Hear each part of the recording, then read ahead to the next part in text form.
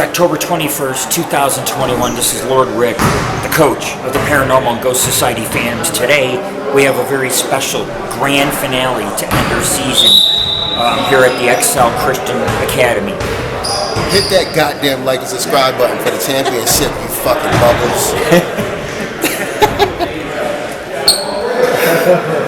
But anyways, it's game time in 1 hour, guys. We won SNC last night. It was a landslide victory, 26-40. Well, we've never played this team, and they have a really good defense. Their offense has been scoring a little lower than most teams, but their defense is impeccable. So I think this is going to be a really defensive game, but it's going to be a good game. And game time's in 1 hour. We're here. We've arrived early. There's another game going on, and our friends or family are coming, fans, and you guys will be able to see this video. We are here in the finals. We did win in the quarterfinals, the semifinals, and we're here in the championship game. We deserve it. We have not lost the last two games, and three's a charm, so let's go out and win one tonight. Check us out, www.paranormalghostsociety.org. We will be back, motherfuckers.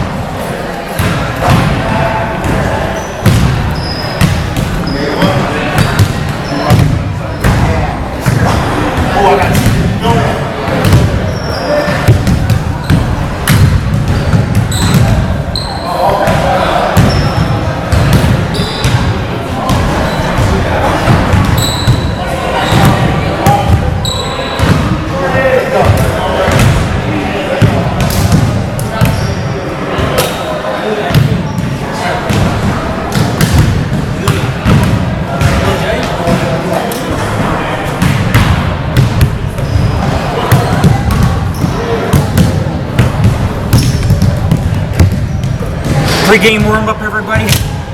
We're about to verse the Chevy Vettes in the finals. October 21st, 2021.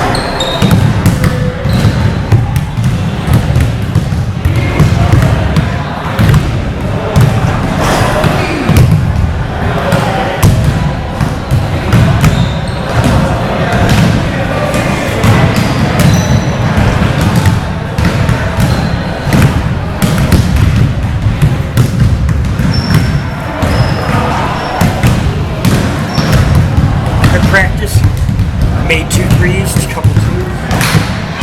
I think 2 or 3 went in.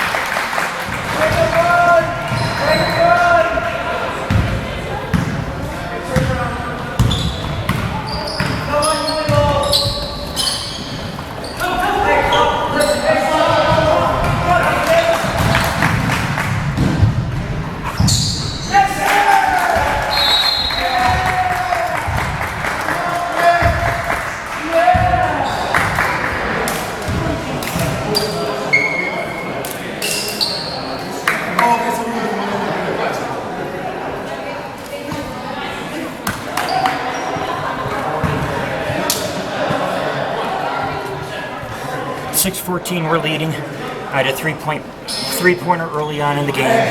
I was wide open. Like I say, if they can give me wide open and give me time, I got this, baby. I got this.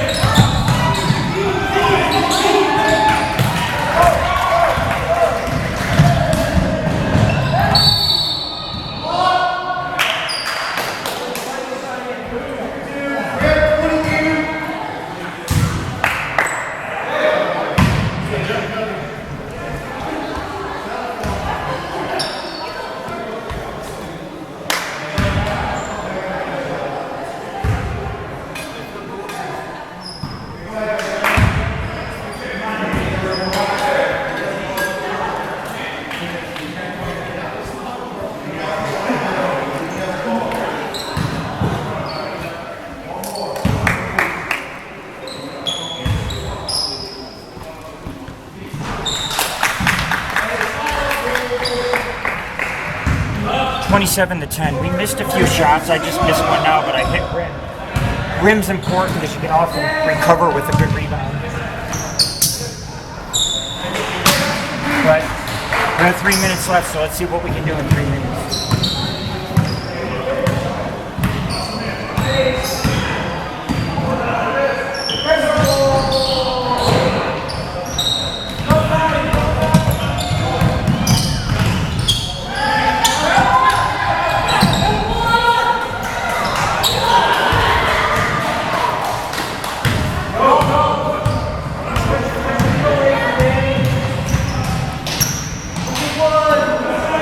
Yes, sir.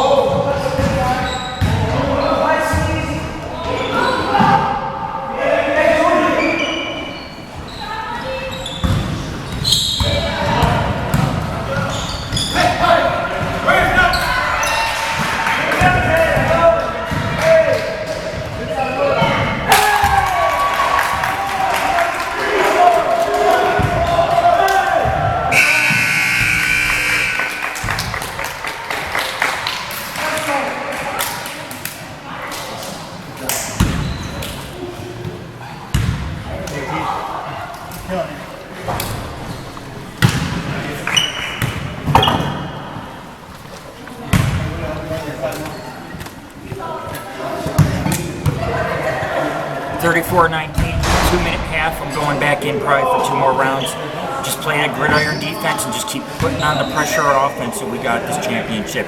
I think when I win, I'm gonna like slide on the floor and go, yeah. I've always wanted to do that, but I'll probably rip my pants and have to buy a new pair.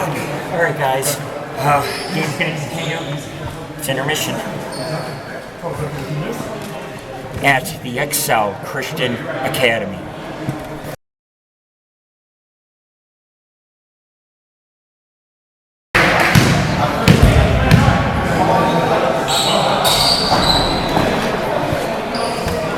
Period number 2 coming up, guys.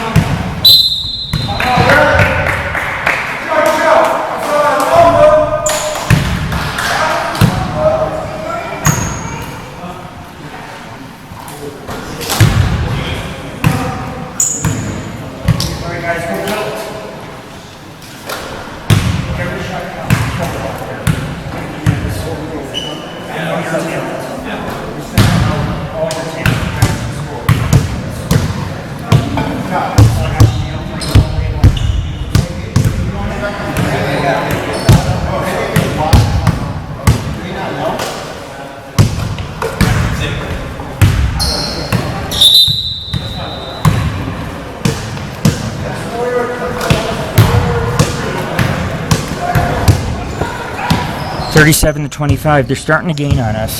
We're not making our baskets. And like I told the guys, just relax. They're getting nervous. Just relax. Do what you do. Play basketball. Just when I shoot, I just try to pretend I'm at practice, just shooting and having fun. And I make it. And that's what they got to do. They just got to, when they shoot, they just got to take it lightly. They worry too much, and then they hit the ball too hard, or they're shaky on the shots. You know, because our defense is holding them, but we don't have an offense going right now.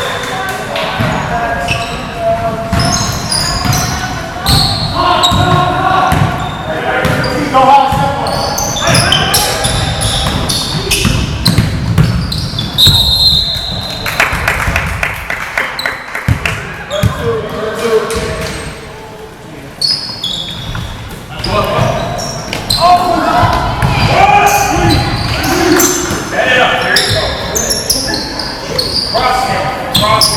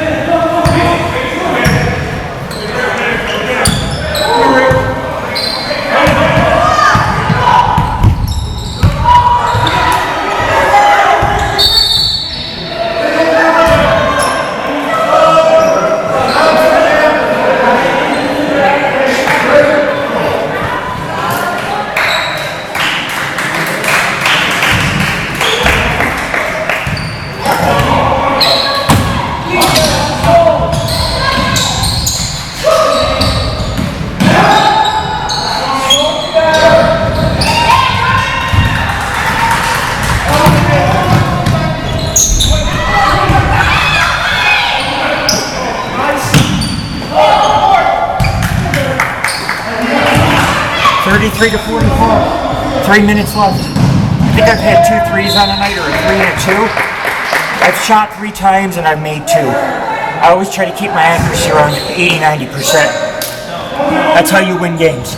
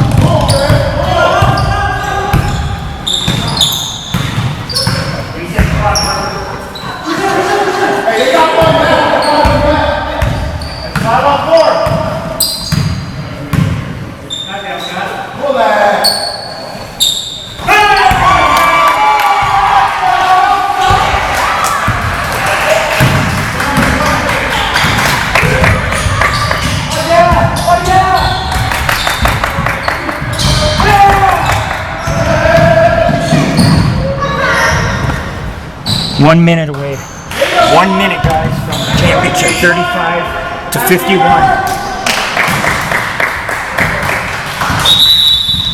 45 seconds left.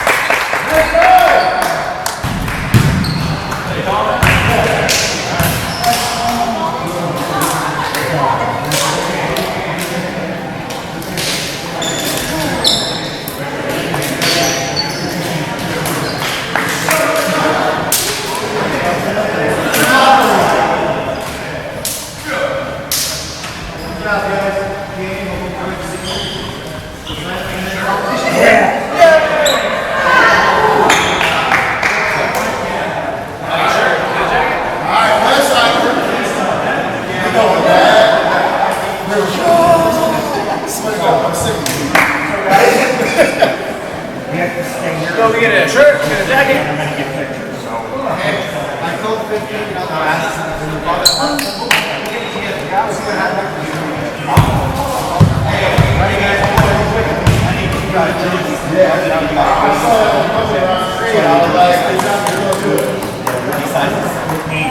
nothing, just jersey size. And then we'll get you guys. Hey guys, thank you.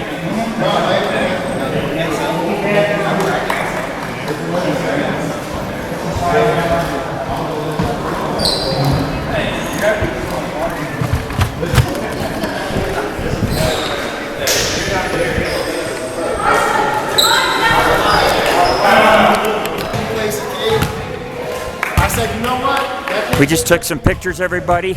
We did a couple team pictures, and we did pictures with the fans at the bleachers. Champions.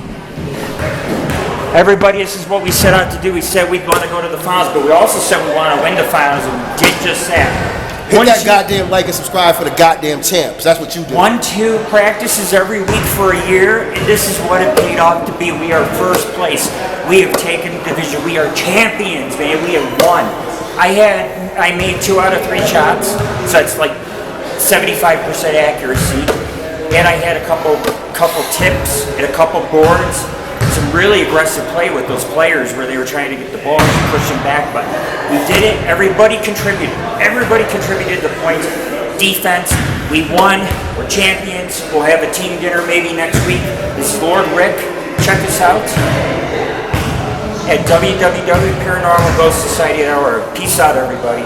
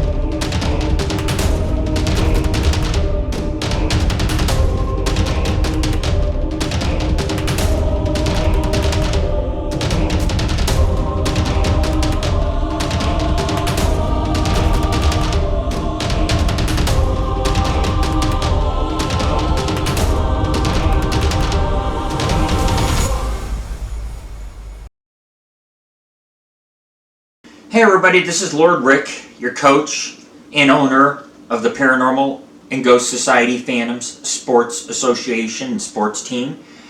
As most of you know, we were in a tournament recently at Excel Christian Academy. That's where we played. That's not who owns the teams, who runs the league. But they do use the academy because it has a nice court. I mean, if you don't mind it a little dim and a little bit smaller than other courts in the area. And so this is going to be my post-game report and show. It may be the last time you guys ever see me play basketball. I mean, it's not, I don't want to take that path. I would love to keep playing basketball and eventually some other sports that I'm probably better at. But I don't think I'm a bad basketball player by any means. As a matter of fact, the reason why we won first place is because we played as a team. You don't win first place in any division or any tournament unless you work hard at it. And we worked hard. I mean, our guys, we practiced once, twice a week. For a while, we were practicing outdoors during the summer, and I told the guys, I said, look, we're going to get in a tournament. Because I started doing research and found out that there was only 1 or 2 places in Reno that were running tournaments. And all through COVID, we practiced a couple times a week. At least twice a week we practiced.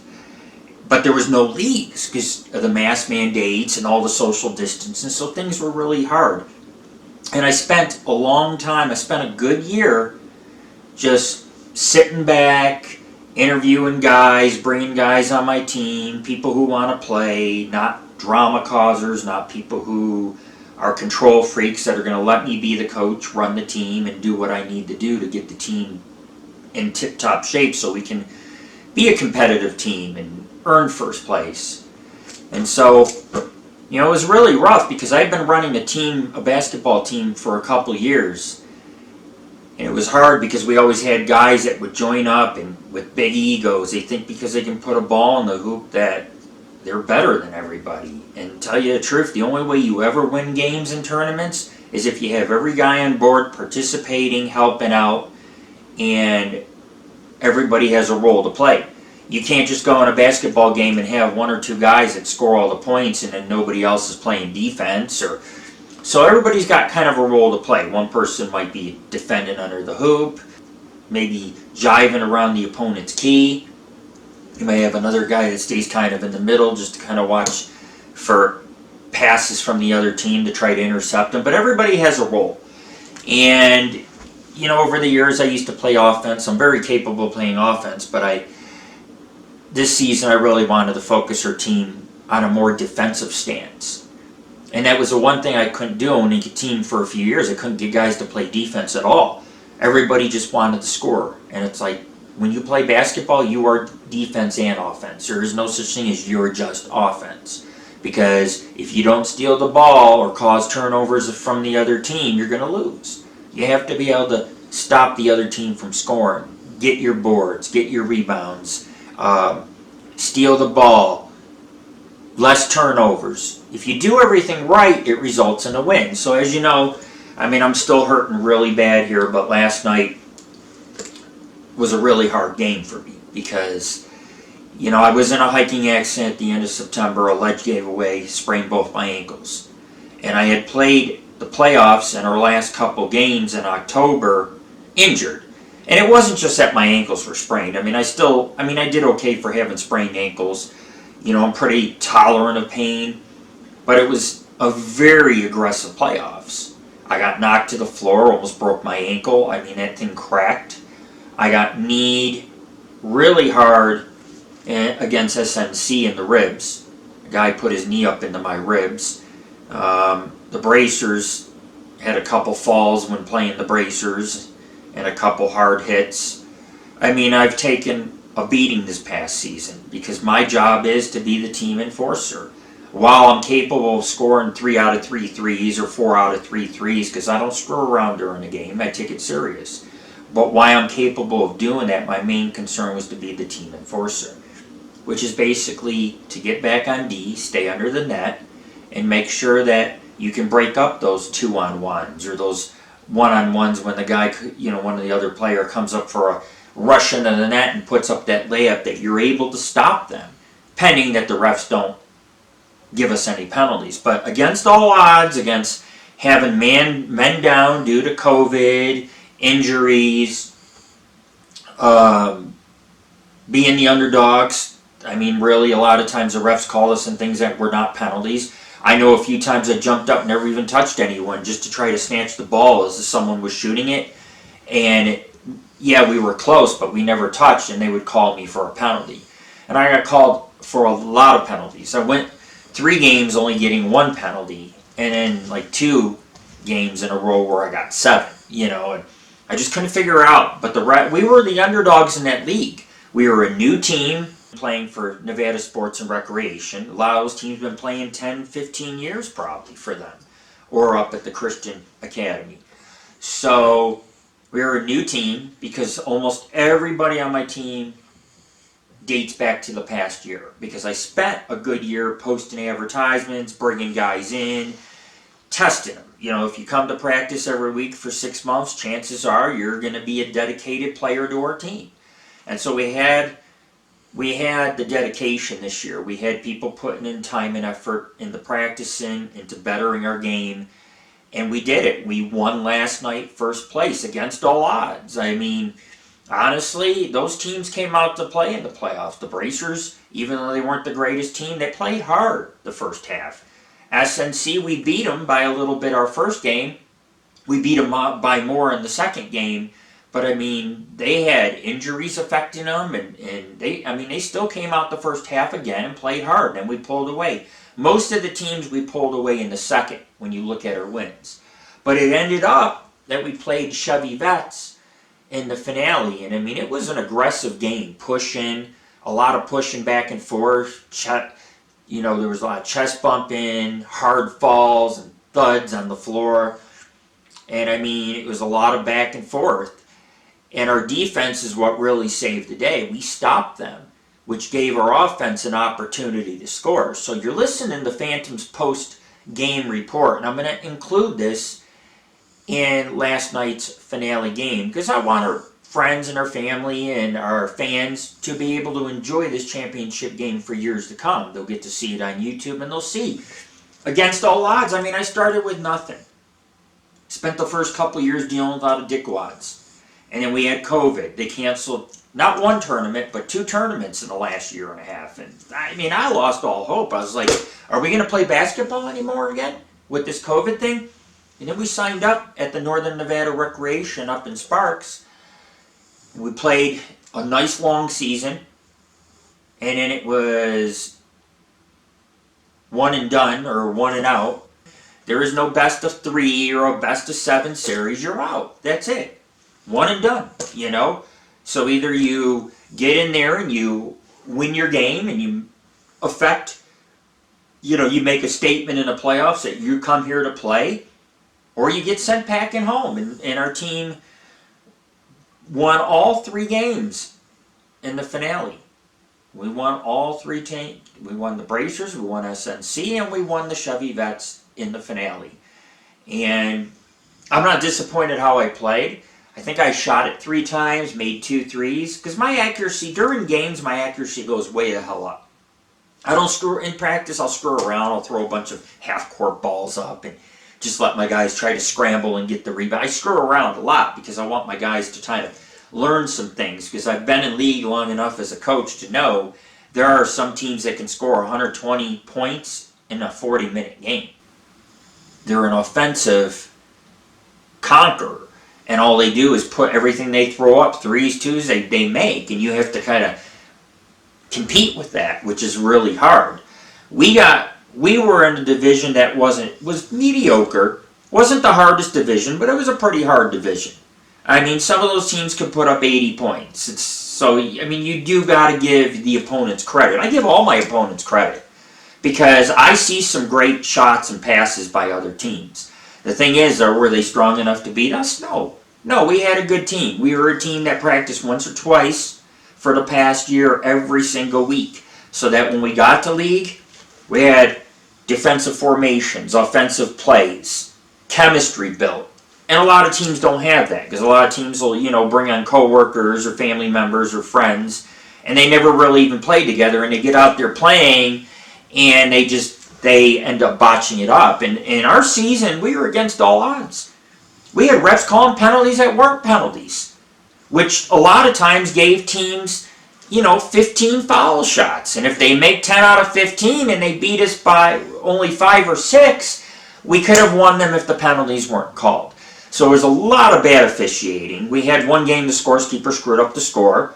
It should have been us with the 2 threes, taking away their 2 threes. We should have won the top team early on in the season. So, you know, between the guys losing guys to COVID, losing a guy to COVID, and another player not being able to play, poor officiating, botching up the score that was botched up, all these things that were against us. We came out in the playoffs. We played up in Spanish Springs or North Sparks. At the Sky, it's called Sky Ranch Middle. It's a brand new court, brand new school. Nicest court I think I've ever really played on, to be honest. We played the playoffs there, came back to Excel for our finale, and I filmed it for you guys. You guys get to see the whole game, and everybody played a role. Everybody participated. We played as a team, and that's, you know, and this is to my players. You guys should be proud of yourself for the work you did. Do I have some complaints about the finale? I do. I do. There was a time we didn't score for 5 or 6 minutes, and some of our players were throwing up some really sloppy air balls and threes, and that could have gave the other chance. If they didn't miss theirs, they could have turned it around and made it a much closer game. And so we got kind of lucky the other team's shots weren't going in too much. But, I mean, you know, we had one player, I remember seeing him throw up 4 threes and miss, and it was like, dude, you have guys you could pass to. Take the 2 points. So it's not 3. But if you waste all 4 opportunities, that could have been 4 layups instead of 4 threes you missed. that was my problem with the game, is I didn't see too much of our better passing in that game. We do have some good passing. We had a practice a couple days before. Our passing was awesome. But somehow we took a step back in the game. We were still good enough to beat the Chevy Vettes. I mean, this is a team that's in uniform. They've been playing for a while. They're not bad. They're not bad team. They actually beat a team that only lost a game or two in the regular season, and that was a team we lost to. I mean, we closed the deficit, but we lost to them. So I was surprised that they won, because to beat that team, I mean, they were obviously a very strong team we played in the finale. They just, we had the manpower, we had good defensive formation, and our defense is one of the best in our division. We have the best defense. We hold teams to 30-something points, while we will get 50, 60 points a game. So, and that's all we need to do, because we focus more on defense. But I guess some of you probably want to know why I may not come back to basketball. It's a lot of reasons. A lot of reasons. It's not because I hate my guys, or because I'm mad at Shannon because of what he did. It's just that, I sit here and I run video. I film the games, I film the practices, I run our website, I design our jerseys, I run the store, I have the website where I'm always adding and updating things. I wear a uniform, I wear it proud. I'm very proud of the Paranormal Ghost Society. I've owned this organization for 21 years, 21 years. And people think it's all about orbs and acting goofy and chasing ghosts, and it's not. We do cemetery preservation, historical projects, radio shows, comedy shows, cooking episodes, paranormal adventures, ufology work, cryptozoology, TV shows. I've done plenty of TV shows. I'm in books. I'm on a rock band CD. I am everywhere. I'm kind of a big deal. I just have to go out there and play my game and not worry about anything else. Because when I start worrying about everything else, I don't perform very well. It was like we had a practice a couple weeks ago. In one game, I scored like 8-9 points in a row in that game. And my guys couldn't stop me. I was shooting 3s, 2s. My game was way on. But I had been warming up for a few hours. So when I warm up, I can really rip you a new one, And I've spent a long time coaching. Now, I play basketball on and off most of my life. But as far as coaching, I've only been doing some coaching the last 5 or 6 years, as far as league work goes.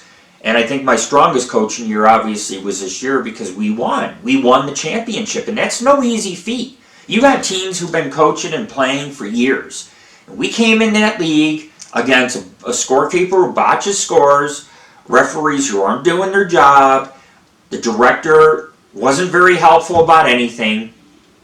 We had guys that were down, and we came out there and we won our games. We made it to the playoffs. We played hard, we won all our playoff games, and we won the finale. It's nothing short of a miracle. But in the past, I was running teams where my own guys are like, you're too old to play, and they would trip me, and they try to injure me on purpose. That's how I injure my meniscus. I played all this season with an injured meniscus, because last year ago, some guy on my team purposely injured me. And a few years ago, I went to go up to stop a layup, got my hand on it. Well, the dude fell on my ankle. Tore 3 tendons in my ankle, needed reconstruction surgery. Never got it, So what I did is I wore a brace for like a year, went on high endurance rock climbing and hikes, retrained my right ankle to be strong again.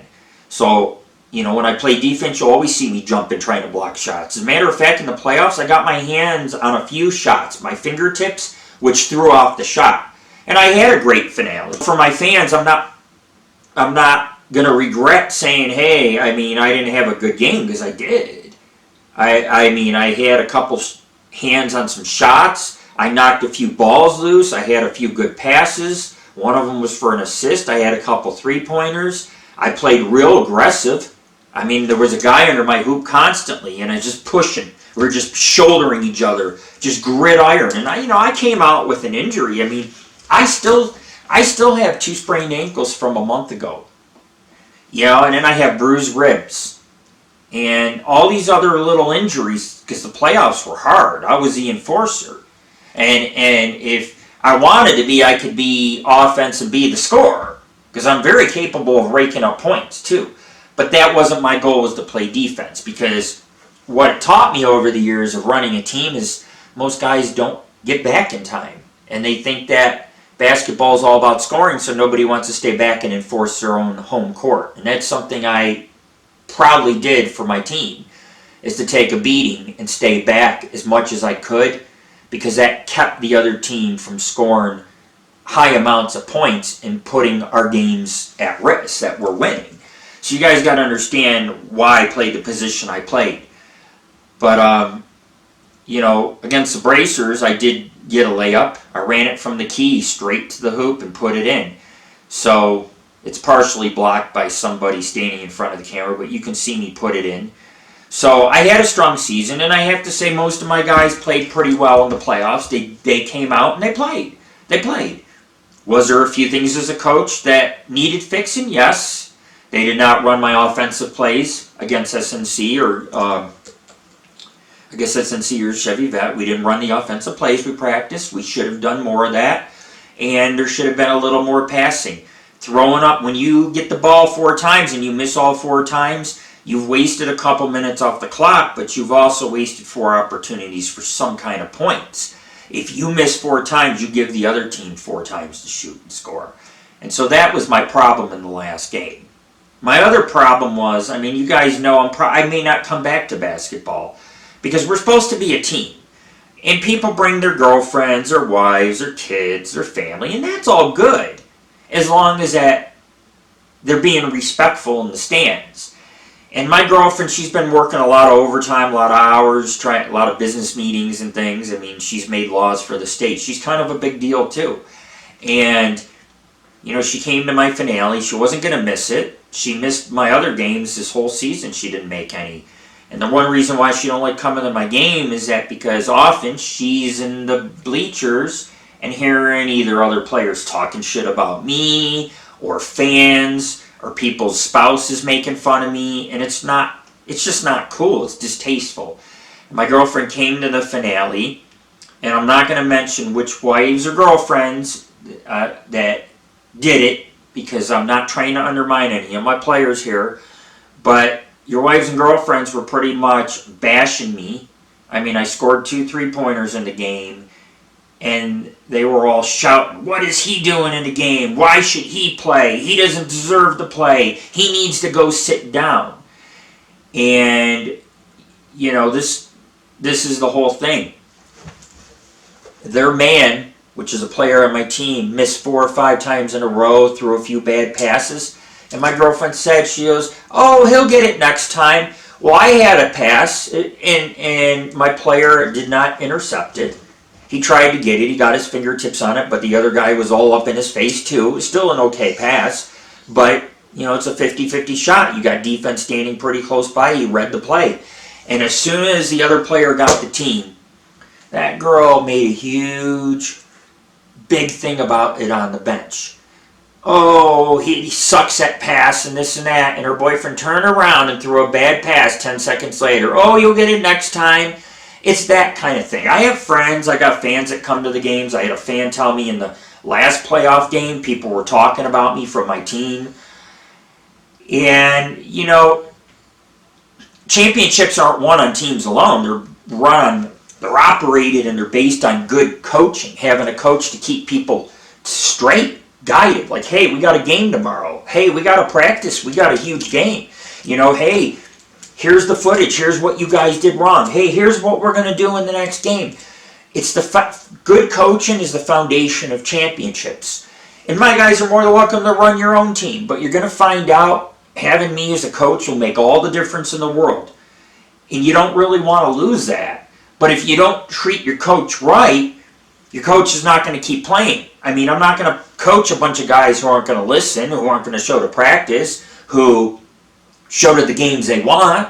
I'm not going to coach somebody who's not going to listen. I have hundreds of basketball plays. I have books of plays that I could implement with my guys. Are they going to listen and stand around me and learn when I show it to them? I don't know. I don't know, but it broke my heart to know that the players on my teams, their friends and their family are making fun of how I look and how I play and everything else. And the whole reason we have this team is because of me, because I'm trying to get people together to play more sports, to be more healthy and exercise and have a good time.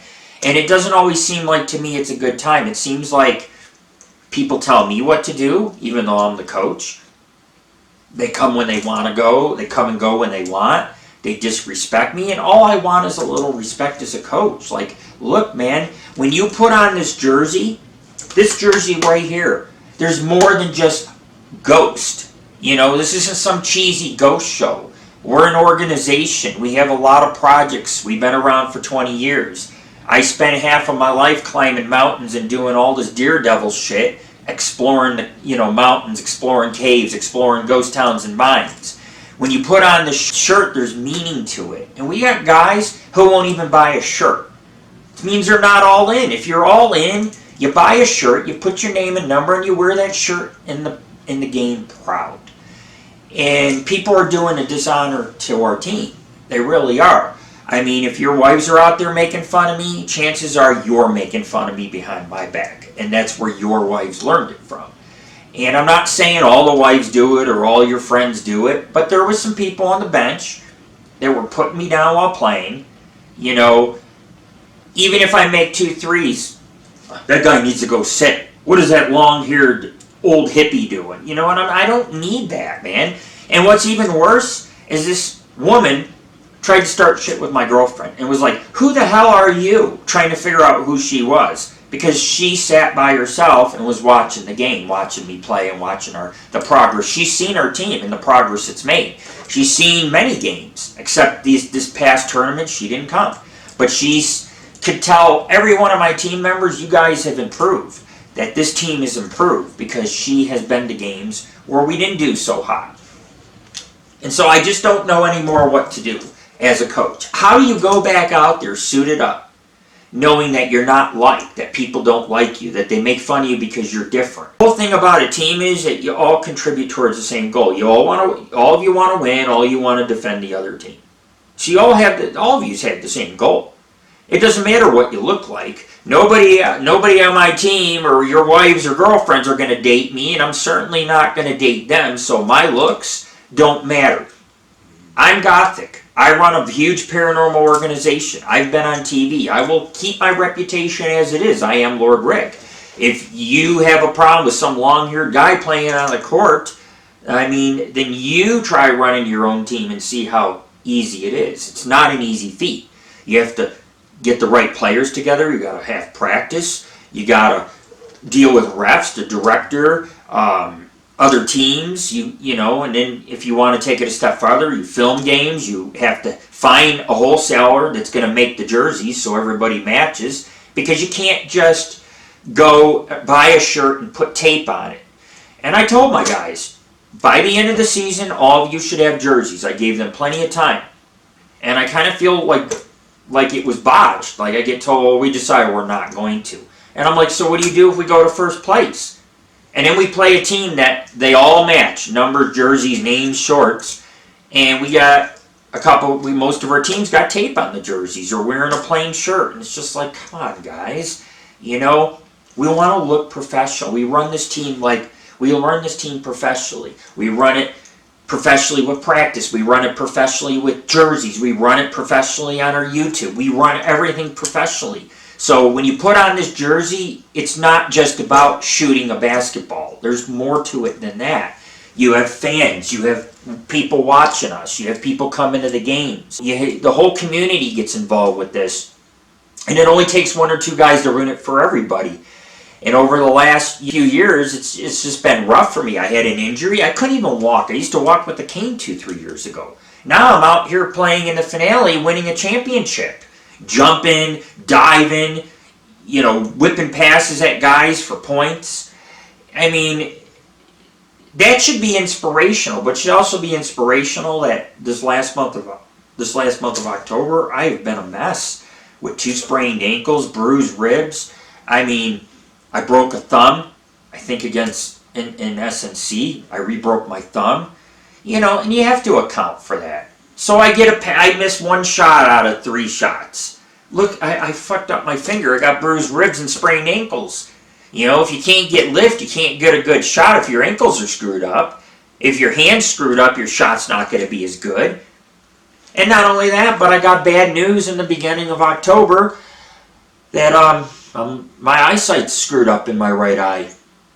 And when I say screwed up, the whole inner wall collapsed of my eye. All the fluid. So now it just floats in front of my pupil.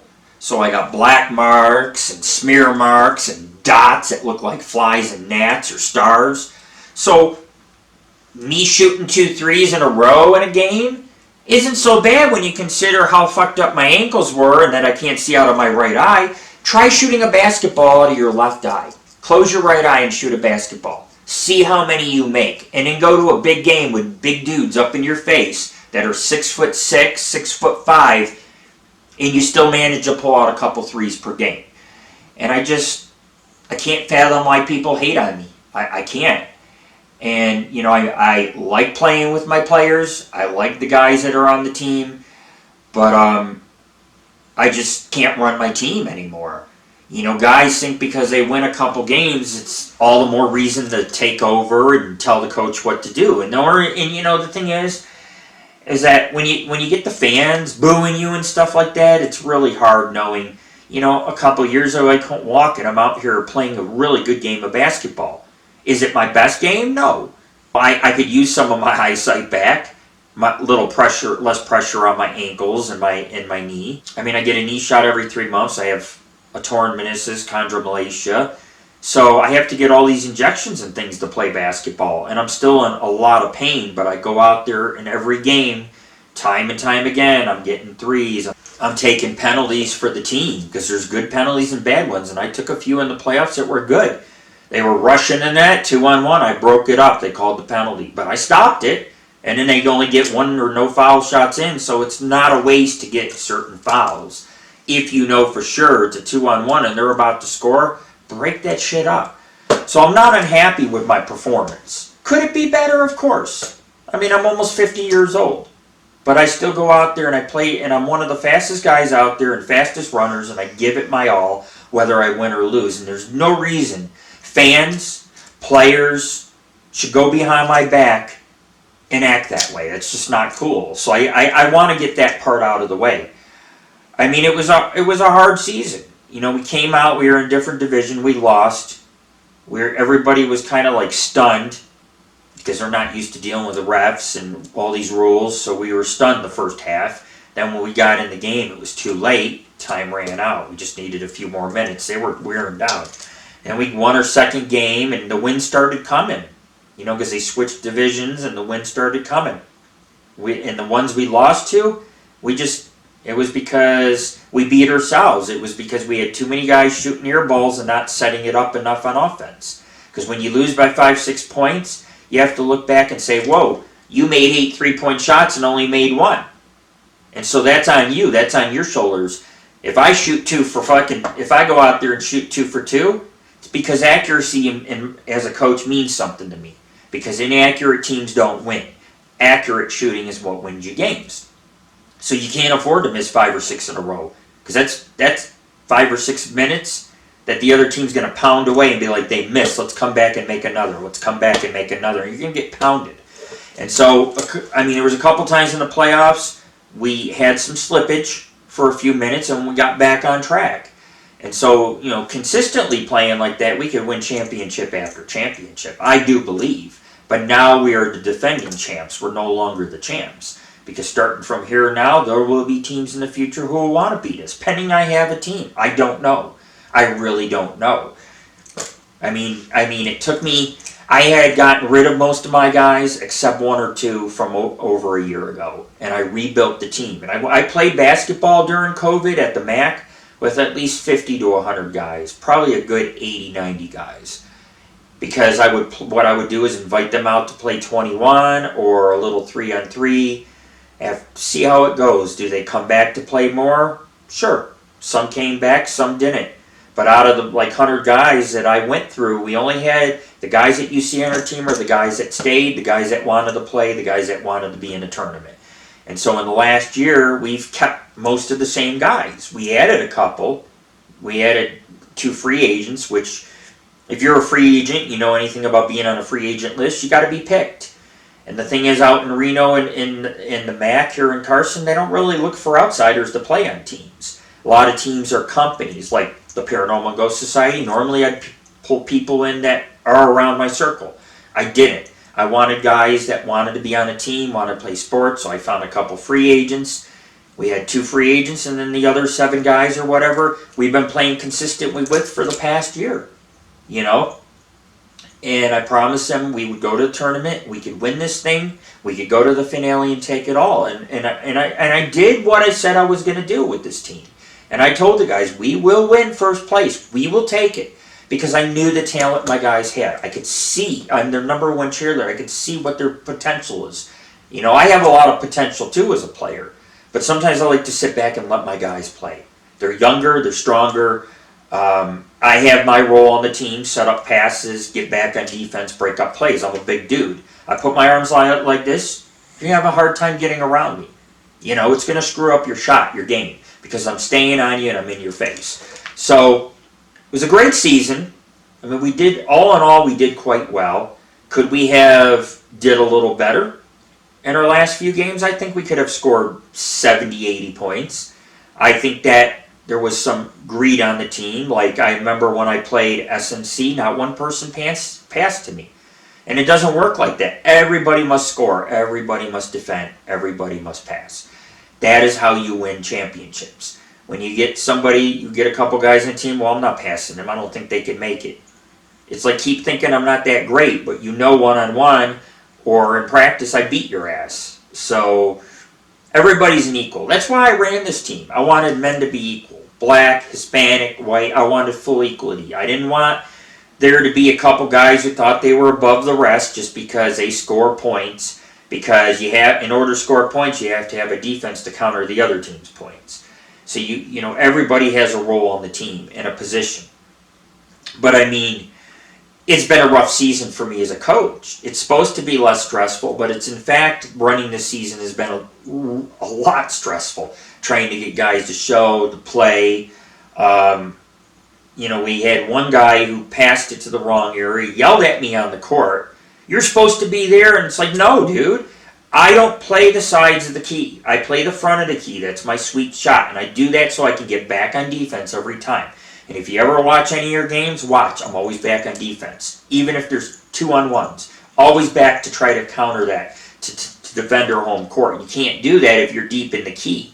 Let offense be deep in the key. Defense needs to scour the circles, and that's what defense should be doing. So there's that. The other thing is that we were playing a team. One of my players had tripped a guy. The guy fell into me.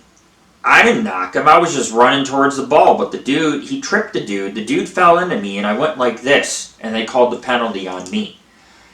And my player on my team's like, you need to put your hands up all the way so they don't call it. Although I did trip him. You tripped him into me, dude, and I got the penalty. And you pretty much scolded me like you're the coach. That's what it kind of sounded like. Like, oh, you don't need to, you're getting too many penalties, but your friend has 4 and your other friend has 4 and I have 2, and you're telling me, I mean, so it's like, I've seen favoritism. Like, I don't have preferential treatment of anybody on my team. Like, I don't have a favorite guy I'll pass to. And when I played SNC, nobody passed me the ball, and my team told me, well, we don't have to because we're winning. Or, it doesn't matter because you'll just tomorrow get the ball or whatever. And you know, and I discussed it with the team the day before. I'm like, I didn't even get the ball to shoot. I'm in that game for half of the game. There's no excuse why I shouldn't throw up a few threes like everybody else. So, then there was that. Then there was another time where I had like two 3-pointers and 2 assists. And a player comes up to me on sideline and says, I need to score more and get more assists. He has no assist, no points, and he's sitting there fussing at me. Like, dude, I would kind of worry about you. You don't have anything. The last ball you threw was out of bounds. I had 2 assists in a row, plus a couple threes, and that was early on in the season. When people do that to other people, it screws up their game. Like, if you ride me enough, you'll mess up my shot. I won't make nothing. Because you're riding me, and you're making me nervous around you. And I don't want to feel nervous. You just got to let me play the game, back off, and let me do it. I'm a coach. If I fall, I'll get up. If I make a mistake, I'll fix it. If you make a mistake, I'll fix it. That's what a coach does. They fix things and make the team better. And I've done everything to make the team better, and we did win the championship. But somehow I feel like I came out of that game a loser. You know? I mean, we had guys that were coming to the game, the finale, walk right by me, didn't say a word to me. I know they see me. They just wouldn't talk to me. The playoffs, everybody left early after every game. Nobody even said bye to me. Maybe one guy, two guys. You know who said bye to me in the playoff games? Jordan and Scott, the 2 free agents, because they appreciate being able to play for a team, a permanent team, and to be picked. So they came out and they performed really well. They came to practice, they worked hard, and they were team players. They weren't greedy at all with the ball. I mean, Jordan in a couple games, every time Jordan almost gives me the ball, I get the 3. Because he sets me up perfect because I'm hardly ever covered. Ain't nobody gonna cover some gothic dude playing basketball on the key. The only time they start covering me when I start making my 3s, but that's okay. As long as I get a couple 3s and contribute to the score so we can get a higher score, we're good. But I mean, there was just too much like back and forth on the team. You know, we had guys riding me constantly, and not all of them, but some of them were riding me, and it wasn't necessary. You know, it's like, how am I have to concentrate as a coach, but now I got to concentrate on this dude riding me and telling me how to play or what to do, and I don't need to be told what to do. I've been in many tournaments and games. I mean, and one of my friends has won over 30 trophies, and he was the only remaining member on my team, so he's been to the big game. I've been to playoffs. I've been to games. It's nothing new for me. Based on the atmosphere is how you're going to play. And if you have people at each other's throats getting mad, telling each other what to do, that can really hurt your game. And so in a few games, I really fucked up. I missed a basket or 2 because I had people fucking pressured me. And it's like, I'm the coach, dude. You know, if anybody should pressure you, it's my job to pressure you. Get out there. Go out there, T. Make another basket. Go out there, River. You got this. James, go block them. Get a board and make it happen. You know, motivation is what we needed. And we have a lot of I, and we don't have we. It's always, or you. Rick, you need to score more. Rick, you need to do this. You need to do that. It's never we as a team need to score. We as a team need to set it up.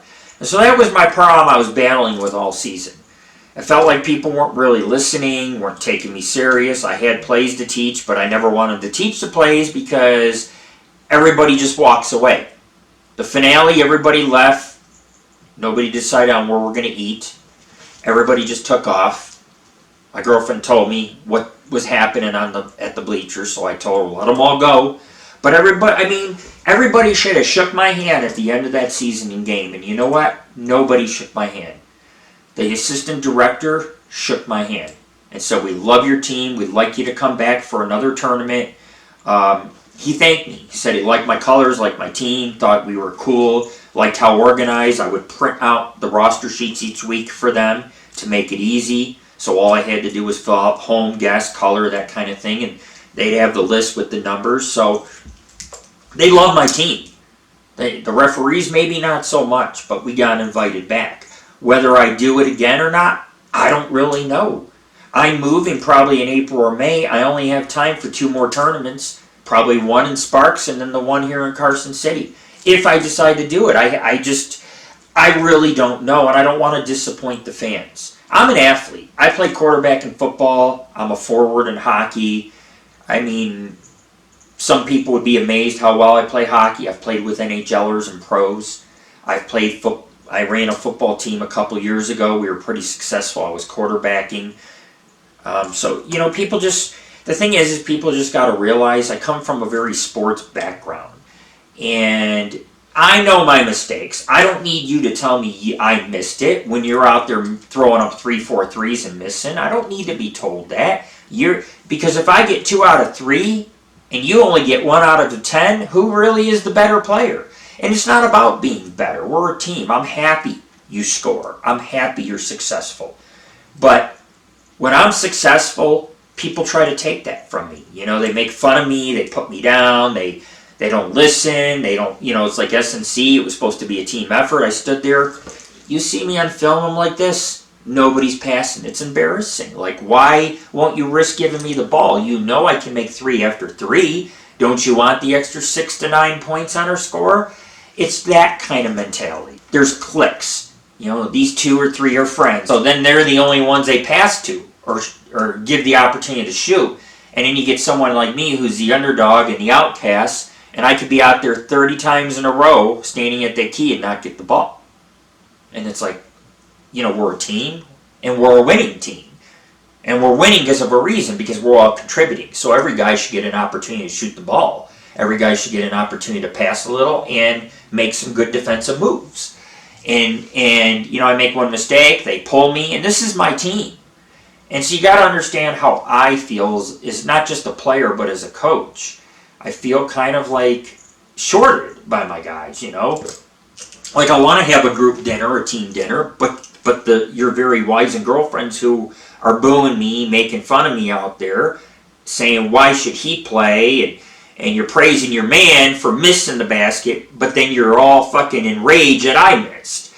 It's hard to sit down and break bread with people like that, because like you're just dishonoring this jersey. You're dishonoring my team. You're dishonoring the work I put into it. You're dishonoring me. I'm out there coaching while I'm playing. I'm like, go, go, go, go, go, go, Get the left, get the right, because I'll be in the middle. Get the left, you got this guy, we're keeping it going. And that's commendable. The communication's commendable. We were starting to do a lot better with the communication. And this team is starting to really develop. But we can't have people on the team who are backstabbing one another. And, I heard recently that some of the team members were going to hold a vote to vote me out of my own team. The team, I mean, through COVID, dude, I only had 1 or 2 guys from the team showing up because of COVID. And I had to play in a mask to practice. Sometimes I practiced every week alone because some of our guys couldn't make it with all the restrictions and COVID. And then they want to pull this team from me. People that I thought were friends are going to vote me out. I mean, why would you do that to somebody who owns a team? Why would you do that? I mean, I brought you on this team because I believe in you and I have confidence and trusted you. And so I have people now that have broken my trust. That's another reason, why should I bother coming back if people are just going to vote me out? And, I just think it's utterly ridiculous that we have some men that are growing and act like children. And the thing about me coaching a team is I have the final say. Nothing gets run through me. We go to practice, everybody makes their little practice teams, their squads. Like, look, man, that's a coach's job. I may want to put Scott and me and James together or something, But everybody wants to be a big show or a big gun. Everybody wants to be in control, and they don't understand. It's my team. I have the final say. If I don't feel comfortable with doing this defensive formation, I'm going to say, look, it's a no-go. Same thing goes for the roster. I design the roster, provide the jerseys. You guys, this is our new home jersey. You guys can see. Check it out. It's the Grim Reaper, and it says our website on the bottom with Phantoms. It says Paranormal Ghost Society Phantoms. You guys can see on the back, number 13, and my name. So, I mean, this was our home jersey. We have the red one, and then, of course, I wear either the red basketball pants or the black ones. I alternate. I wear all kinds of colors that match, too, like my knee braces. Everything matches. My neck mask, it's got a face. I'll put it on when I play. I put my clown mask on to intimidate the other team. It did work. They stayed the hell away from me. They weren't scoring much. They were like, I ain't going. It's a mind. Sometimes basketball, it's about the mind. It's not the physical ability. And I like to mind fuck other teams. And so, I do a pretty good job at it. Like I say, I'm kind of like the enforcer, and that's okay. Every team needs an enforcer. Just like I could be a forward on offense, and I could put that ball in and score 10, 20 points a game easily on offense. But on defense, it's more skill. You have to not only defend, but you have to step up to that key, and when that ball's in your hands, you got to produce that three-pointer. So it's a very intense position to play. You know, the thing is that as a coach, it's always been, if you have some issue, you contact me private. Can't make games, you contact me private. Those are the rules. I'm not a mean guy, you know, I got to take attendance for every game. And I've always had a rule, you miss more than a couple games, you're off the team. And I run a mailing list, and recently on game day and before game day, we had a fallout. I removed a player. His name, I don't want to mention names, but, you know, he needs to watch this because he's been nothing but belligerent towards me in a lot of ways. It's not necessary to call me King Kong or a narcissist. It's not necessary to even have a vote if you're removed off the mailing list, because I don't like distractions. And the dude came out for 2 games. Then we had 2 more Thursday games. One, he was running late to, didn't think he'd make it. The other, he was just going to relax or chill.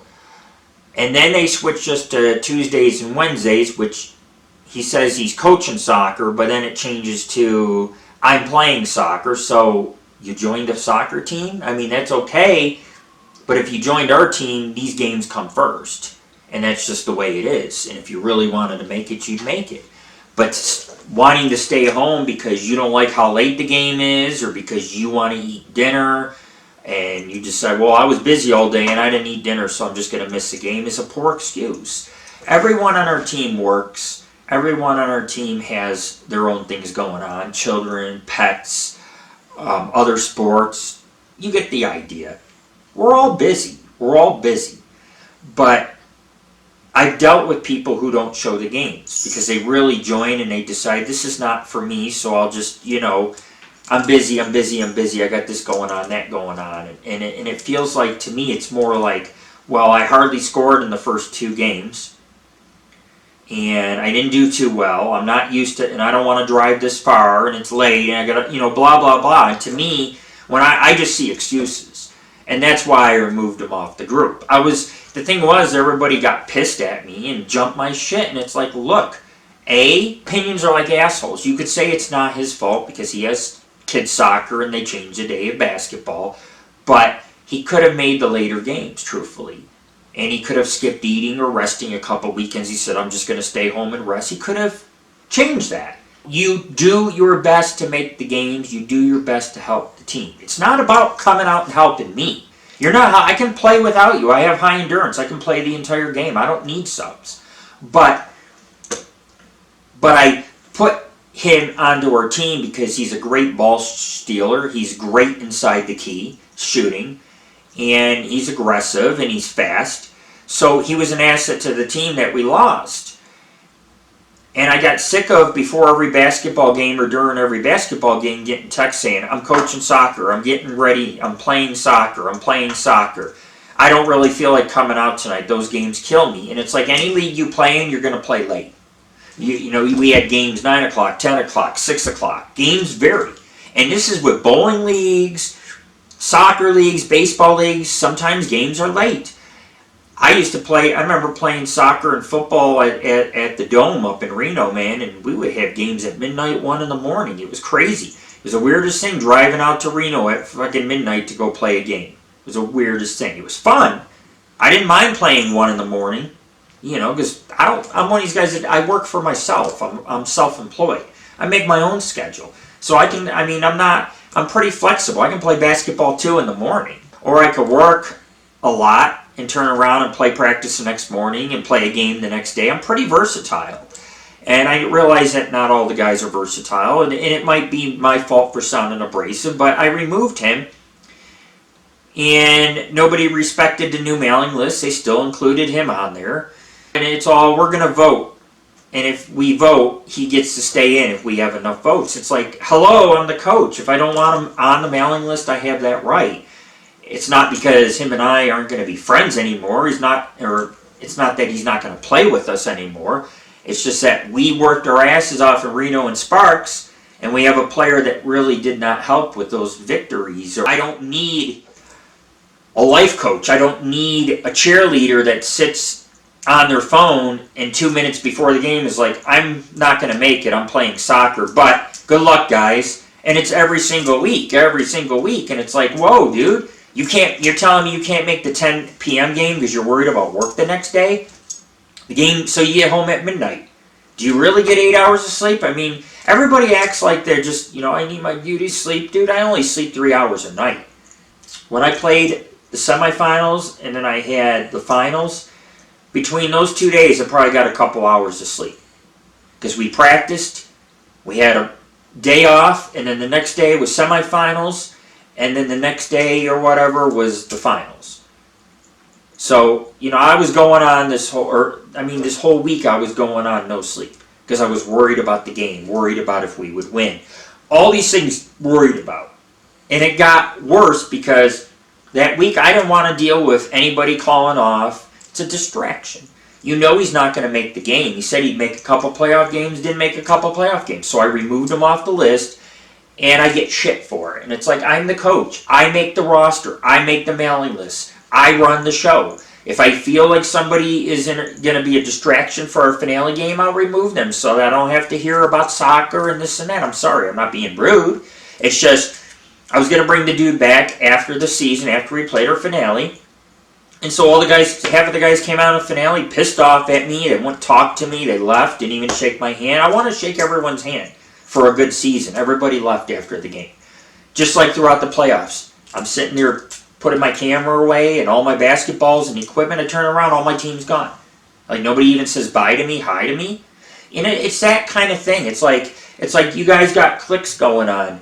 And you treat each other right. You don't tell each other, you don't point out each other's mistakes. You don't sit there and ride each other. If you guys mess up between each other, it's okay. But if you mess up with me, it's my fault. Or whatever the case is. And the preferential treatment on my team was getting so bad. Because there was just these, we have groups of players who just stick together. And so it's okay for them to make mistakes, miss, do what they want. But when I say, hey, you got to stop shooting threes in a row, you got to start passing more, and I call a timeout, nobody even comes to me when I call the timeout. They don't even listen to me as a coach. How can I coach a team when people don't let me coach? Yeah, I coached you guys. We won a championship. But it wasn't perfect. You guys ignored a lot of what I said, a lot of what I do. A couple times I took timeouts, you listened, we came back on teams, we won teams. So the coaching helps. If you want to lose that, you can lose it. That's your choice. But you're going to lose it if you treat your coach like shit. Because I do this for volunteer in the community. So guys have sports to play. Men have basketball to play. Without men like me making teams, free agents wouldn't have a team to play on.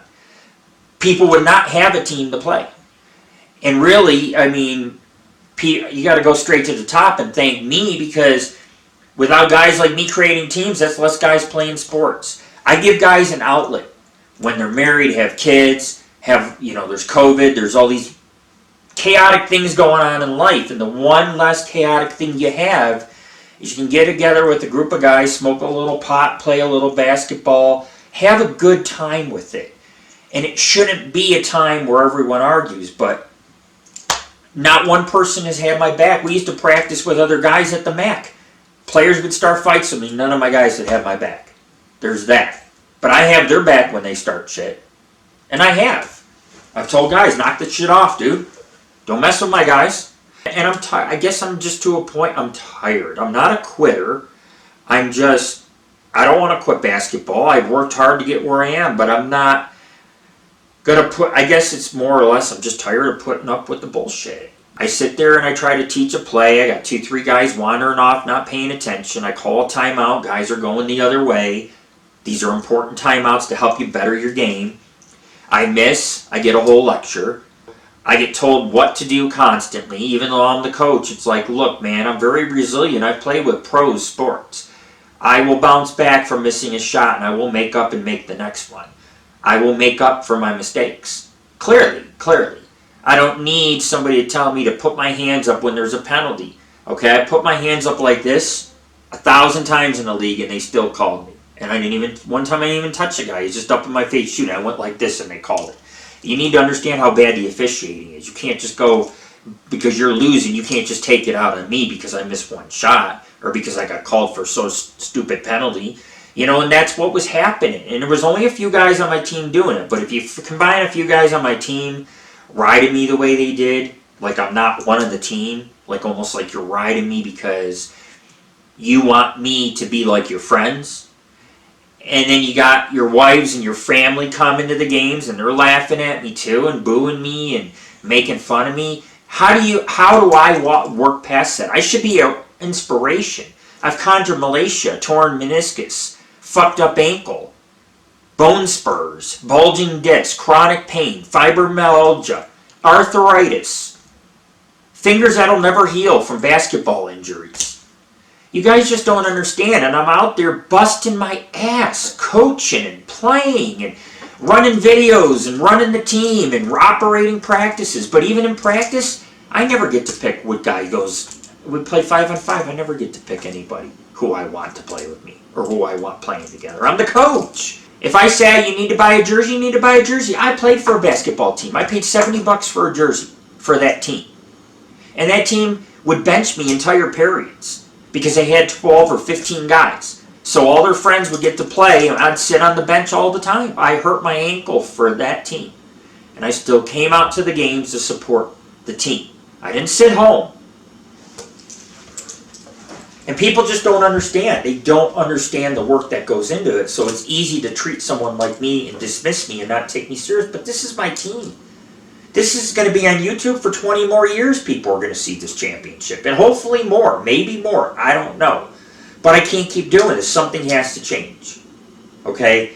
I think the only way I'll come back and play with you guys or as a coach is if some of you apologize to me. And you tell me that you actually want me as your coach. Because I will not do it otherwise. I won't. I will not force myself or force people to like me. I know people think, hey, he's a narcissist, he's cocky, he's this, but you don't know me, man. You don't know me. As a coach, I have a job to do. I'm going to ride your ass. I'm going to stay on your ass. I'm going to make sure you're playing. I'm going to make sure you're attending games. I'm going to make sure you're not committing penalties that you shouldn't commit, like tripping a guy, that kind of thing. I just, as a coach, I have a job to do, and I don't feel like I'm the coach of the team. And I'm a player too, yes. But when it comes to my team, I have every right to say who can play, who can't play, who can come back, who can't come back. If I sit there and I say something in a text, like when I went to the hospital, I told my guys, look, I just got out of the hospital, so I don't know, I'm going to skip practice, but I'll be at the game. And not one person said, hey, Rick, I hope you feel better, I hope you get well. Nothing. It's like, what? We're supposed to be a tight group of friends and a team, man. And some of you act like you don't care. You walk out like I don't exist. You come to the game and you don't even talk to me. Like, hey, coach. I don't even get called coach. I don't even get called Rick half the time. I filmed an episode of the show and I thought I sounded too angry. So I'm like, I'm just going to refilm it. I'm not angry. I think it comes down to disappointed. We have guys that never got the jersey, which is a rule. Like I said, I played for other teams. It was a requirement. You've got to get a jersey. You've got to match in colors. That's because the refs, when you don't match in colors, you come with tape on your jersey, they don't take you serious. And if you want to be a serious team and contender, you buy a jersey. We all have to match. We can't go out there with shirts and tape on. If you don't have the money, okay, we'll find a way for you to get a jersey. We'll all pitch in $5 or something. But you don't sit there and not get a jersey. So we had guys that didn't get their jersey. We had a guy that wouldn't show. I get it. You're coaching your kids soccer. I'm very understanding. I had kids too.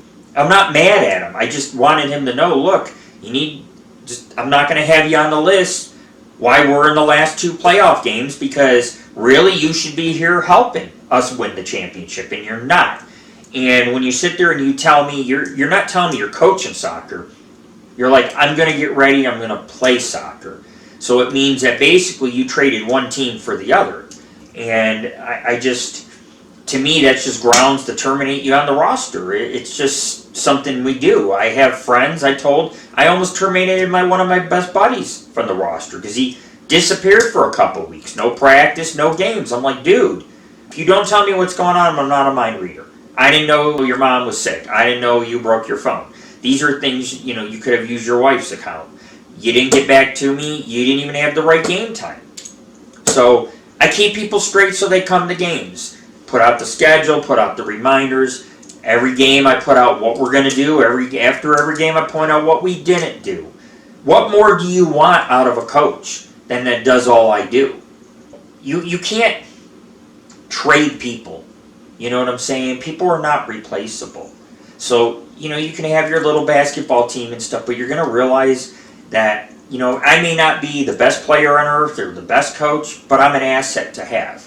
Because I'm a guy that shows to the practices. I'm a guy that shows to the games. I'm the guy that makes sure you guys have games in basketball to play. I'm the guy that watches the film and the footage and points out what you did wrong or what we can do to fix it. But I'm not angry. I'm just disappointed because I didn't expect the fans to be that way. Like the last 5 or 6 games and is on the bench. Who is that fucking guy? He needs to go sit down. Oh, his passing sucks. Really? Really? Every one of my guys on my team I've either beaten 3-on-3, 5-on-5, or 1-on-1. Almost every one of my guys, I've beaten almost every one of you at one time. And if I'm capable of beating you, I deserve to be on the team just as much as you. And that's just the truth. You know, but how do you be on a team when you have people thinking that they're the coach and you're not? If I say, hey, this person's off, they're off. That's it. There's no argument. You may not like my decision, but I am the coach. I may have a reason why I do it. And my reason for getting rid of Shannon at that time was I was getting sick of it. I can't come to the game. It was demoralizing for our players because some of our players are like, I wish Shannon would have came. And then that's what their mind on is up here rather than the game. You see what I'm saying? There's good reason with everything. But there's just such a lack of communication. I'm surprised we won the championship because nobody hardly talked to me in the finale, let alone the semifinals. Nobody has my back. I mean, we have this player, he's all butthurt. I remove him off the list. I'm a narcissist. I'm King Kong. Then he starts throwing up girls and this and that. Yeah, I like girls. Everybody knows I like girls. Half of my basketball team likes girls. What's your fucking point, dude? So we're looking at women at the MAC, and you're a one-on-one type of guy with your lady. Well, I'm not, so deal with it. Just these little remarks, I mean, are just ridiculous and unnecessary. But I was always taught to respect people of authority. Your elders, your boss, your manager, your coach, your priest, whatever you got to deal with. And, you know, people at times didn't really respect me as a coach. And my girlfriend's like, are you really going to go play back? She goes, I wouldn't.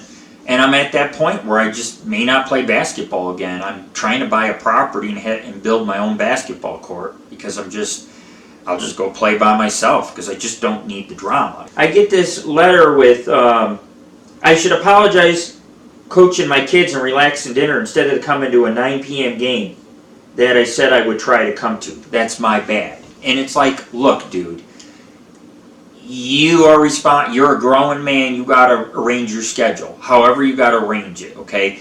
And you're not telling me, you're telling the team. I'm the coach. You got to tell me, hey, Rick, I got this, I got that. Come talk to me. But to sit there and just write the whole team is just so demoralizing. You got this playoff game. We got this guy saying, maybe I'll make it. How's that, you know, that we're trying to integrate you onto the, you know, I'm trying to do lines so I can get you on a line, get you starting and shit. And in 2 minutes before the game, you're all calling off. Everybody's looking at their phone. So yeah, I removed them from the list. But it's all, you know, I'm busy with kids and family. Be busy with your kids and family. But just remember, you have a team, too, to look out for. And that was my whole point. You just can't, you know, there are a couple games you could have made you didn't make. And that's why you're not on the team list. It's for team members that play basketball. And if you never are coming out and you're like, because he's like, I'll just wait for the MAC to play basketball. Well, the MAC may not have basketball.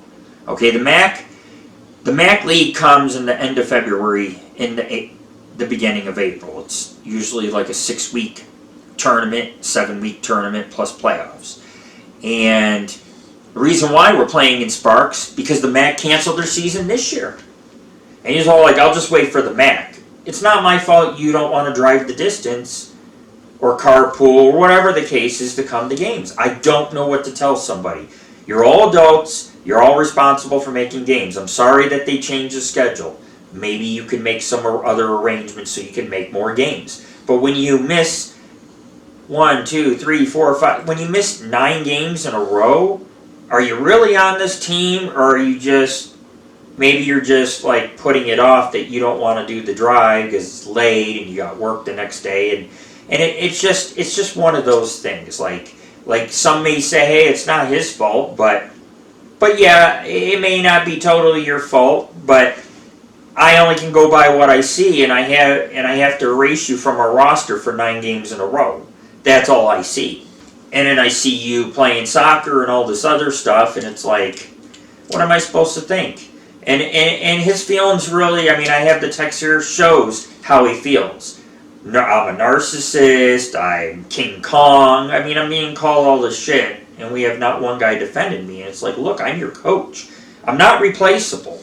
You're not going to get a coach like me. I've played for other teams with coaches, and they do a lot of dick moves, but I give my players a lot of playing time. They get a lot of, they're equal. They get treated with respect, and all I want back is respect too. So it was a really hard season.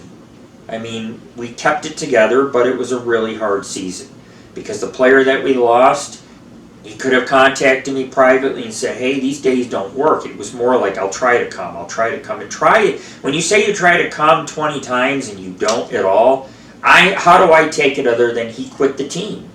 So therefore, yes, you got removed off the mailing list. And I mean, I normally don't do this, but I'm going to read some of his texts because I want my team to understand how I perceive things, okay? I'll be back to play pickup with you fools soon. I've been fucking swamped lately, finishing soccer and prepping for winter. Okay, prepping for winter. You live in a trailer. What do you have to prep? Your propane? Order propane? I mean, I don't know. I live in a house. You know, I have a lot of trees. There's a lot of leaves to clean up. There's a lot I have to do, like deal with my firewood I chop and all that kind of stuff. Because the fireplace behind me I burn, and it puts a lot of heat, good heat out. And I have hundreds of logs I chopped up. I had to chop up this tree. It gets cold out here, but I prep for winter. So in other words, you missed the 9 o'clock game or a practice on a Sunday for a couple hours because you have to prep for winter. What do you have to do with your trailer that's going to take weeks and weeks to prep and miss a game? Okay? But it's all good luck tomorrow, good luck tomorrow. Here it is. When I get my soccer tourney schedule as well as their playoff, I'll have an idea. I'm not going to lie though, I'm busy constantly and it's tough sometimes. Did they send out the playoff schedule? And I gave it to him. And he said he was, he really can't promise the later games, which means you can make the earlier ones, but you didn't. Overall, a good game. My bitch ass didn't come, honestly. I was reluctant at the beginning of the year with soccer season and the long ass drive. I'll try to be up there to help for the playoffs, my dudes. Trying isn't ever good enough because as a coach, you got to do more than try. You just have to make the effort because I count on you as much as you count on me. And if you sign up for a bunch of sports and you can't handle all the sports, you need to drop some. If you sign up for soccer, basketball, and baseball, and then you're also coaching your kids, it's kind of your own fault you don't have time for your team. And I'm the bad guy, I know. He goes, might end up on some much needed overtime at work today. So now he's working overtime and can't make it. I'll keep you posted on my time, but it'll be tough to get back home and back out for the game, depending on how much I end up getting. It's work, it's overtime, it's coaching soccer, it's playing soccer, it's resting, it's eating dinner. Do you see what's happening? It's excuse after excuse, and it adds up. That's why he got removed. And now we got a bunch of guys who think they're going to override me as a coach and decide he gets to stay or go by a vote. There is no vote. If I kick you off the team, you're kicked off. If I bring you back in the team because you write me privately and say, look, just going through some rough times, I'll let you back on the team. But people don't ever come to me. They're not man enough to come talk to me, and they should. Every player should be able to talk to me. When the lights weren't working at the Excel, I talked to the school and tried to get them working. When we had a friend that didn't get his friend on our team, I got him approved without any, they have sanctions. They didn't sanction our team, and I got him onto the team. There are things I do for this team, a lot of back work that people don't see. But here's one. Truthfully, I've been active through the soccer season. It's been nice to finally let my shins and legs try and fully rest and heal up. So that's another time he didn't make the game. I ain't much of a tech and foul guy, but if I get to that point, I'm going to be pretty hard. Ain't no coming back usually. Little homie threw an elbow on Sunday, and I was ready to fucking check his ass. Guys, I apologize. I won't be making it. I have some unexpected personal stuff I'm going to be attending to. Kick some butt, guys. I'll see you soon. And that's the thing. That was a couple weeks ago. I mean, do you understand what I'm trying to say?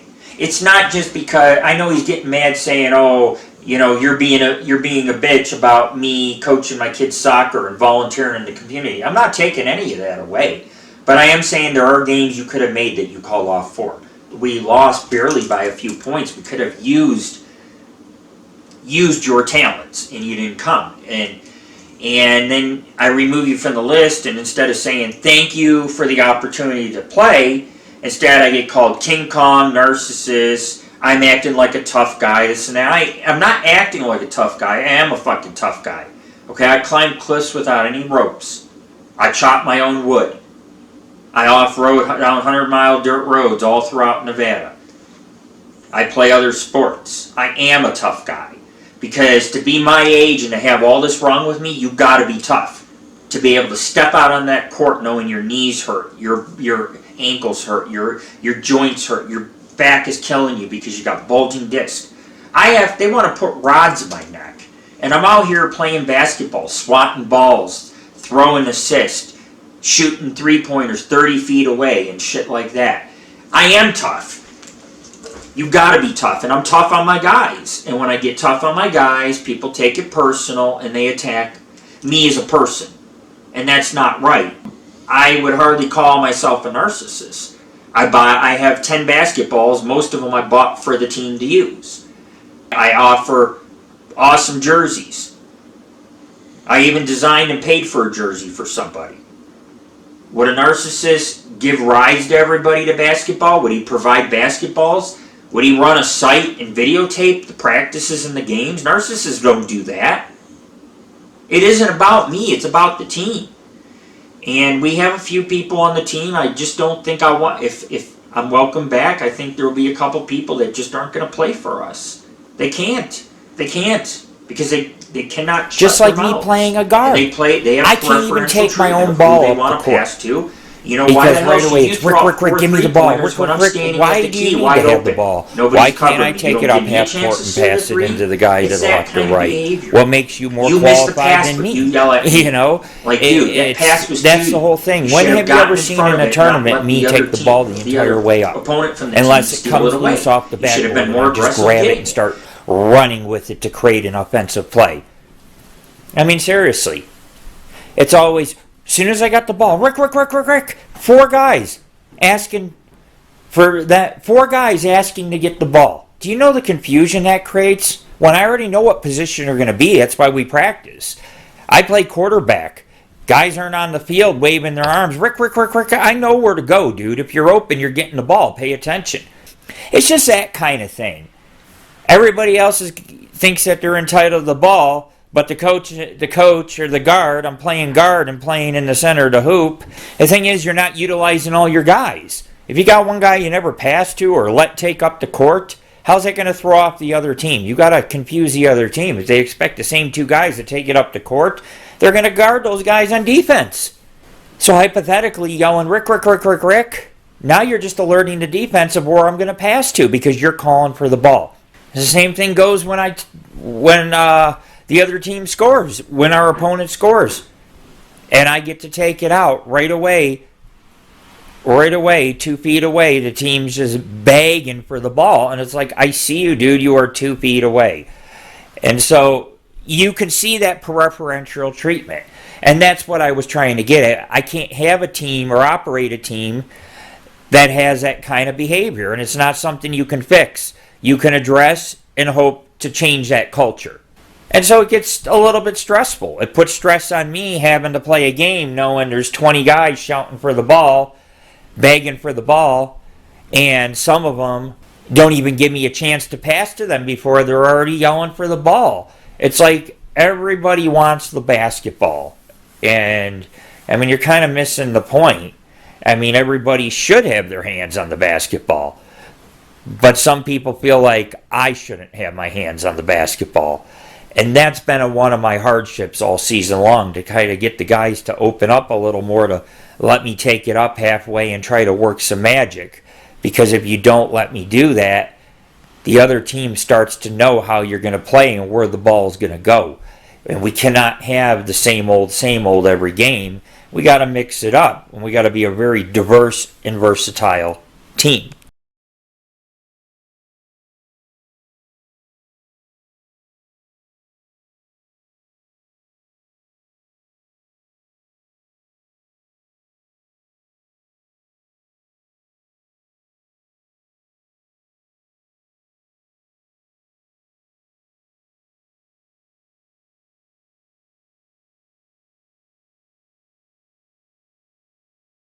I get tired of being blamed for everything, and that's why I don't know if I'll be coach again, because I get blamed for editing my roster. I come up with stuff that gets ignored. Oh, we're going to do this instead. No. I know what it takes to win a championship. You don't win a championship without good staff and coaching. You guys won a championship. I told you would, and I told you we would do it. And a lot of people didn't have no trust in me, no belief in me whatsoever. And I've been through this, playoffs, basketball tournaments, and I've been in divisions that were twice as hard as what we were in. I remember we used to play a team that put on 100 points a game, and we had them near the end of the second, almost the end of the game, calling timeouts because the game was that close. It was like 80 to 80 something. So I mean, I've had high power teams with a high powered offense. I've had those type of teams, but I've done things differently this season, and we turned it from offense to a more defensive team, but enough offense to win us the games, if that makes sense. And like I say, yell at me in front of the other team. I've been yelled at. I've been put down. I've had my guys disrespect me with the whole jersey thing. And one game, I remember a group of guys was standing in front of the camera like, dude, you're on my team. We got to watch the footage so we can learn to better our game. They ain't even moved. They just continued to stand in front of the camera and joke about it. It's a respect thing. Respect me as a coach. Trust my decisions. My decisions I will make will win us games. I will never put our team... do you think I come out there to lose on purpose or put our team in harm's way or crash and burn our team? No, I'm there to win the championship. So I'm going to make good decisions, put together good lines, good plays, a good defense. I'm going to do all those things to make my guys shine in the areas that they're strongest with, whether it's shooting, passing, whatever. And so that's the whole issue, is that I'm trying to better the team, and I'm doing all this for the team, and it's got to go both ways. You got to give back to your coach. If I put you out there because I trust you to start, I expect you to follow my lead. I remember one game I told my guys, look, no sloppy air balls or threes. Try to pass it 3-4 times. They go out there, and for like 10 minutes, we didn't even score a basket. They were just throwing up air balls, running up, throwing sloppy threes, no setting it up. They'd have been better off in some of those games that we were trailing. They probably would have been better off just giving me the ball and let me get a few threes to catch the game up. That's what you do. You count on your guard or your three-pointer to kind of catch you up when you're behind, because if you're not getting any layups and you're not getting any threes, you got to go to somebody who can sink them. And some days I can sink 5-6 threes in a row. I went to the MAC one time and sunk 10 threes in a row recently. I know I can make them, but in a pressure situation with defense and your team's all, it makes it more difficult. We're a very organized team, all the way from jerseys to filming games to posting stats to our website to, filming practices to watching practices. We have our mailing lists, our private mailing lists on our phone. It's group chat. Sometimes we shoot the shit, sometimes we talk about basketball, but it's there to organize practice. It's there to organize games. And I don't know if I'll come back. I don't want to put up with another season of this. I don't want your wives and your friends booing me and laughing at me. That doesn't make my girlfriend want to come to games. She didn't want to get in a fight. She's like, I didn't even say nothing. She's like, because I felt unwelcome. They were starting shit with me because they were trying to get everybody to make fun of me. And I took, after the game, pictures, and my girlfriend pointed out one or two of the girls that were doing it. One of them's in the picture for sure. And it's just like, Really, dude? We're taking a team picture with somebody who denounced me and was booing me, and it bothers me. And I can't tell you guys what to do. You're not responsible for your friends or that you bring to games or family or wives or whatever. But I would think if they're acting that way, it's because you're acting that way behind my back. Because if you make fun of me and you don't tell them, hey, he's our coach, he's our friend, they're gonna turn around and they're gonna rib on me, and that's not cool during a game. I don't need that kind of stress. I'm there to play, and I don't need people booing me and making fun of me. I am not gonna look like you. Life would be boring if everyone looked the same. I rock my sunglasses. I have eye sensitivity and eye issues. I need sunglasses most of the time. It's partially medical. I paint my nails black. I always have. I wear rings. I'm gothic, man. I'm a gothic dude. I got 16 tattoos. My lips, I got snake bites. I am just part of that lifestyle. Hippie, gothic, rocker type of life. And always have been. Even on television when I do shows and radio shows, I am me. I'm not going to change myself in basketball because your wife doesn't think I'm hot. You kind of see what I'm saying? And I don't want to change. I don't want to change. I only want to tweak a few things with the team, but I need the team to realize I'm in charge. What I say goes. If I say, hey, we're playing a 2-3 or a 3-2, that's what we play. If I come to practice and say, this is the drill we're doing, this is the drill we're doing. I have to be that way for us to win championships. I can't just go out and be like, I don't care, I'm not showing tonight, or I don't care you didn't show. It's not a good coach. So I remove Shannon because I care too much. It's not because I don't care about him or care about the team, but I care about the team enough not to let him be a distraction when every game I'm just going to rest my shins. I'm just going to eat dinner tonight. I'm going to go play soccer. I'm going to coach soccer. Every time it's a different excuse, and then you want to sit there and rib on me. It's not his fault.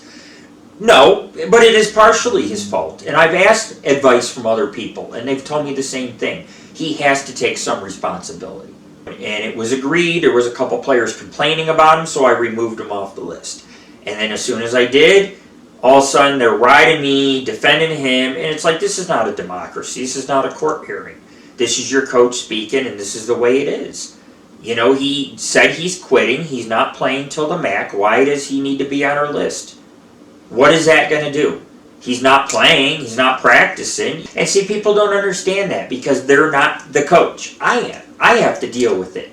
And anytime I tell somebody anything constructive, all of a sudden the real truth comes out. Oh, you and your black nails, you tough guy act, you narcissist. I've been called it all. I was accused a few years ago of stealing money because Scott, who runs the MAC, likes coaches to collect money, and then you pay the team fee with that money.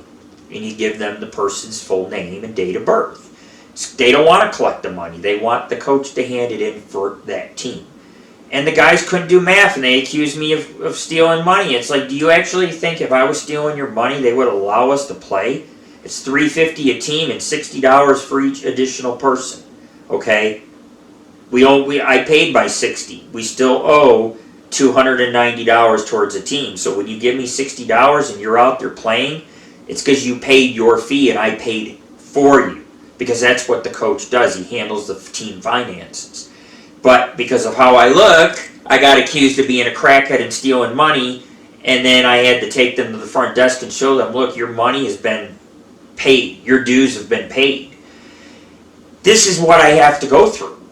And I'm so sick of it. It's been 5 years of hell dealing with players who don't show the games, players who rise up and quit, players who are like, I'm just going to form my own team. I don't want to play, because they got control issues. They can't stand that I'm in control.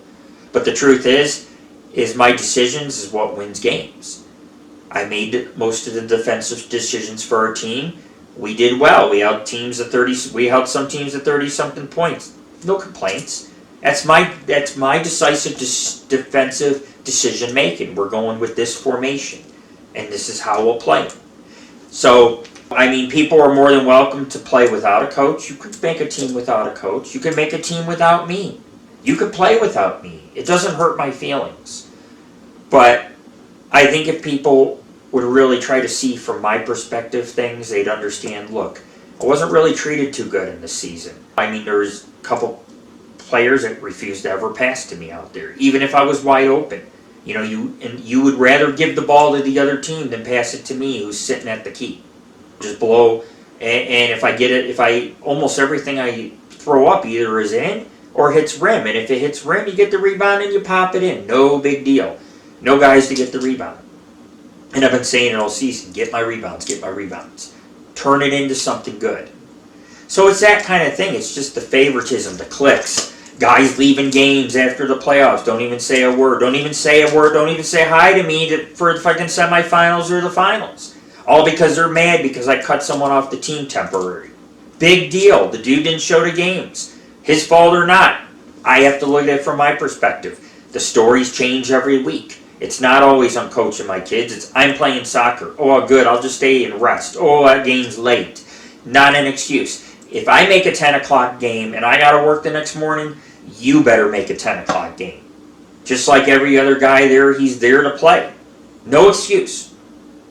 And so as a coach, everybody thinks that, you know, they get votes and this and that. You don't. I always have the final say. If I don't feel comfortable with the position, I don't feel comfortable with how offense is doing, I'll take a timeout. I'll let you know, hey, we need to come back on these guys. This is what we need to do.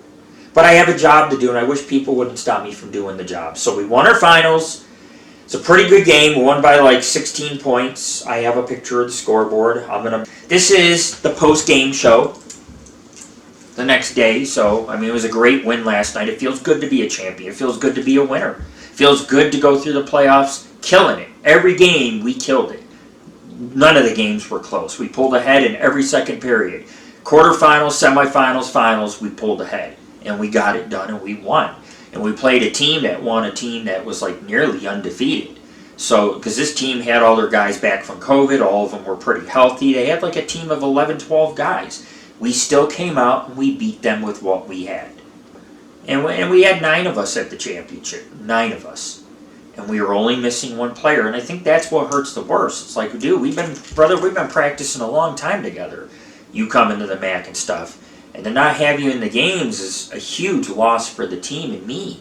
It's a lack of, I just don't, you know, it's just, I just wish things weren't that way, and I wish things didn't go the way they went. But they did. They did. Some guys started developing cliques on the team, and they'd only pass to certain people, and then we had some people talking about me, and then I got someone who's fucking trying to propose they vote me out, which is just rude.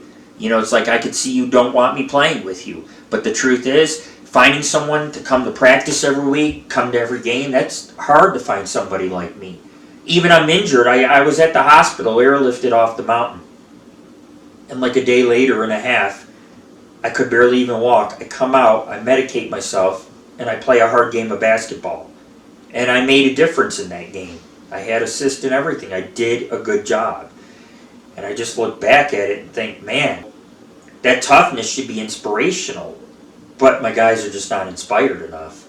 You know, they want to do what they want to do. They don't want to respect the coaching and the staff and the rules that we have. Because before anybody joins my team, I do give you a lowdown of rules. If you miss a couple, if you're a no-call, no-show at games, you can be terminated. If you miss a bunch of games, you could be terminated. There's just a lot of rules I have. Because in the past, we dealt with idiots. We dealt with one guy's picking fights, which I get in trouble for if he picks a fight with someone on the other team. But we dealt with guys always shorthanded, playing with 4-on-5s. I remember playing a 4-on-5 game, and we lost by a couple points.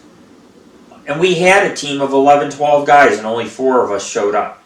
I went through a lot of shit the first few years of owning a basketball team. And that's why I use COVID to form a basketball team that's more permanent, more stable, doesn't have drama, isn't going to have egos, big heads, big egos.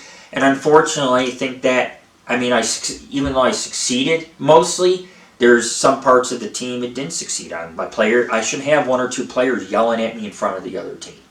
If there's something we mess up on during a game, we can talk about it in practice and work on it in a nice, cordial manner. Not getting frustrated yelling on the court. I could tell you what was good in the championship game and what was wrong. And sometimes when you tell people what's wrong, you tell them what the problem is, they take it personal. And that's what a coach is supposed to do. A coach is there to kind of motivate you, help you out, get you going. You know, I observe when I play. I observe the film. So I can tell you, hey, you're making these mistakes. We'll work on them. Like, hey, you're shooting too many ear threes. Set it up, take your time, and when you get the three, put it in. But I try to coach. I'm a very easygoing coach. I'm not like a lot. I've played for coaches that aren't easygoing. But I'm an easygoing coach, as long as my guys respect me. If you walk out and don't even say bye to me, you don't even say hi to me at the final game, you know, you guys making plans to have a team dinner where you want to have it, don't even talk. Nobody ever talks to me or refers to me, and it's ridiculous. It's ridiculous. I'm the team owner. I'm going to start on defense. I'm always going to start. It's just the way it is. People get mad at petty shit, and there is no petty shit. We won a championship. We can go in another tournament and win another championship if you want. But there's got to be rules. There's got to be discipline. There's got to be guidelines. And we have people sometimes who don't follow them. They disappear, don't contact me for 2 weeks. I'm like, where are they? They don't show to the game, they don't show to practice. Like, what the fuck, dude? Just come to me and tell me, hey, I'm spending the weekend with my wife, or I'm babysitting my kids. I don't care. But when you leave me in the dark, or you know your excuses get lamer and lamer, I'm gonna be a little like, whoa, let's stop right here. Because we work too hard to blow our season because we got guys who won't practice or guys that won't show. You know, it's obvious there's some people that favor other people. And me, I'm just the odd man out. I'm just the old man with black nails. And you don't see the value in, so many people don't see the value in having a player like me with the experience I bring to the team. And the fact is my accuracy is pretty high. If you shoot 2 threes and you make 2 threes, or you make 2 out of 3 threes, that's some good accuracy compared to a guy who might shoot 10 threes and only make 1. I mean, you got to look at it. You got to look at the whole picture. And I don't think we have guys, I don't think a lot of our guys grasp the magnitude of what we have. We have a full team. We have a good team. We're getting better. We're developing chemistry. Why stop now? The problem is, how can I coach you guys when you won't let me coach? You know, if I let someone off the list, you want to fight me on it. If I miss a pass, you want to ride me. If I get a penalty, you want to ride me. If I make one mistake, I get ridden. And it's okay for, you know, this person's friend and that person's friend to miss 10 3-pointers in a game, or to throw the pass to the guy on the other team. I throw a pass and it bounces off your hands to the other guy. You throw a pass, you throw it directly to the other guy. But yet, I'm getting bitched at. See, understand what I'm trying to say? Is that I'm out there as a player, and people are not treating me as an equal player. As a coach, people are not really treating me as a coach. Half of the time they don't listen, they don't come to me, they don't talk to me. There's no communication. What am I supposed to do? And then I find out people want to get rid of me on the team after we won a championship. This is my team. I built it. I spent a year building, bringing guys I thought I could trust to play with us, to be my friend, to have my back. And now I'm finding out nobody really on my team has my back. None of them, it seems like, you know, and people want to talk shit and everything else. It's like, what are you talking shit? I bruised my fucking ribs in the semifinals. I got fucking knocked to the floor by 2 dudes that fell on me. I mean, I played hard basketball in the playoffs, aggressive and hard. And it's hard to find guys like that. I've spent years looking for guys to be on my defense that are aggressive like that play hard and take a penalty for the team and all that. And you guys act like it means nothing. And I'm not yelling, I'm not mad, I'm just shocked because you have relatives coming to my game who shouldn't be like that. You know, it's like if I didn't make the team, none of you guys would have been on a team. If I didn't put it all together, you guys wouldn't have had it. If I didn't post the ad, you guys wouldn't have known about the team or the basketball. I mean, all the stuff that I did to build this team, all the interviewing, getting guys on, practices, weeding it down from 100 guys to just 9 of us, 10 of us. That's what I did. I weeded it down so that we have an inner circle we can always practice with and play in tournaments with. I did a good thing, and sometimes when you do good things, that shit doesn't get recognized. And I'm not here about myself. I don't need a thank you. I don't need gifts.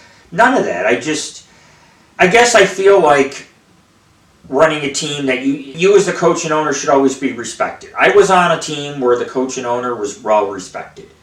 they would actually set him up with a few shots per game. He wasn't a great shooter. But he coached and he played.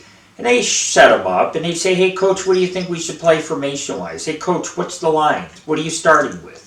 You know, they interacted and he got to make decisions for his team. He didn't make the best decisions, but I couldn't tell him how to run his team. I remember one time we played a game where we were 40 points ahead. I stopped this dude who was like 6'10" on defense. I stopped him so many times. And then he was throwing fits and temper tantrums in the half. And because the team was like 13 guys, he benched me the entire second. And we had no defense back there. And they caught up the 40 points and beat us. You know, that's bad coaching. I don't do bad coaching. I'm a good coach. I care about my guys. I care about the team. I work very hard to make sure that you guys have videos to watch so you can better your game. I make sure that you guys have family members that can watch the games that happen. I make sure that we have a team name, team jerseys, basketballs to play with, all these things. And if that makes me a narcissist, then I guess you guys are the popes, right?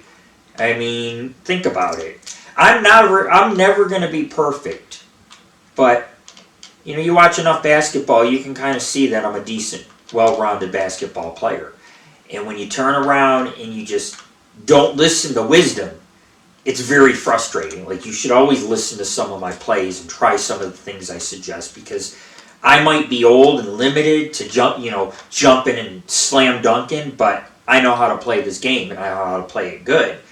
And I want to make my guys play it good too.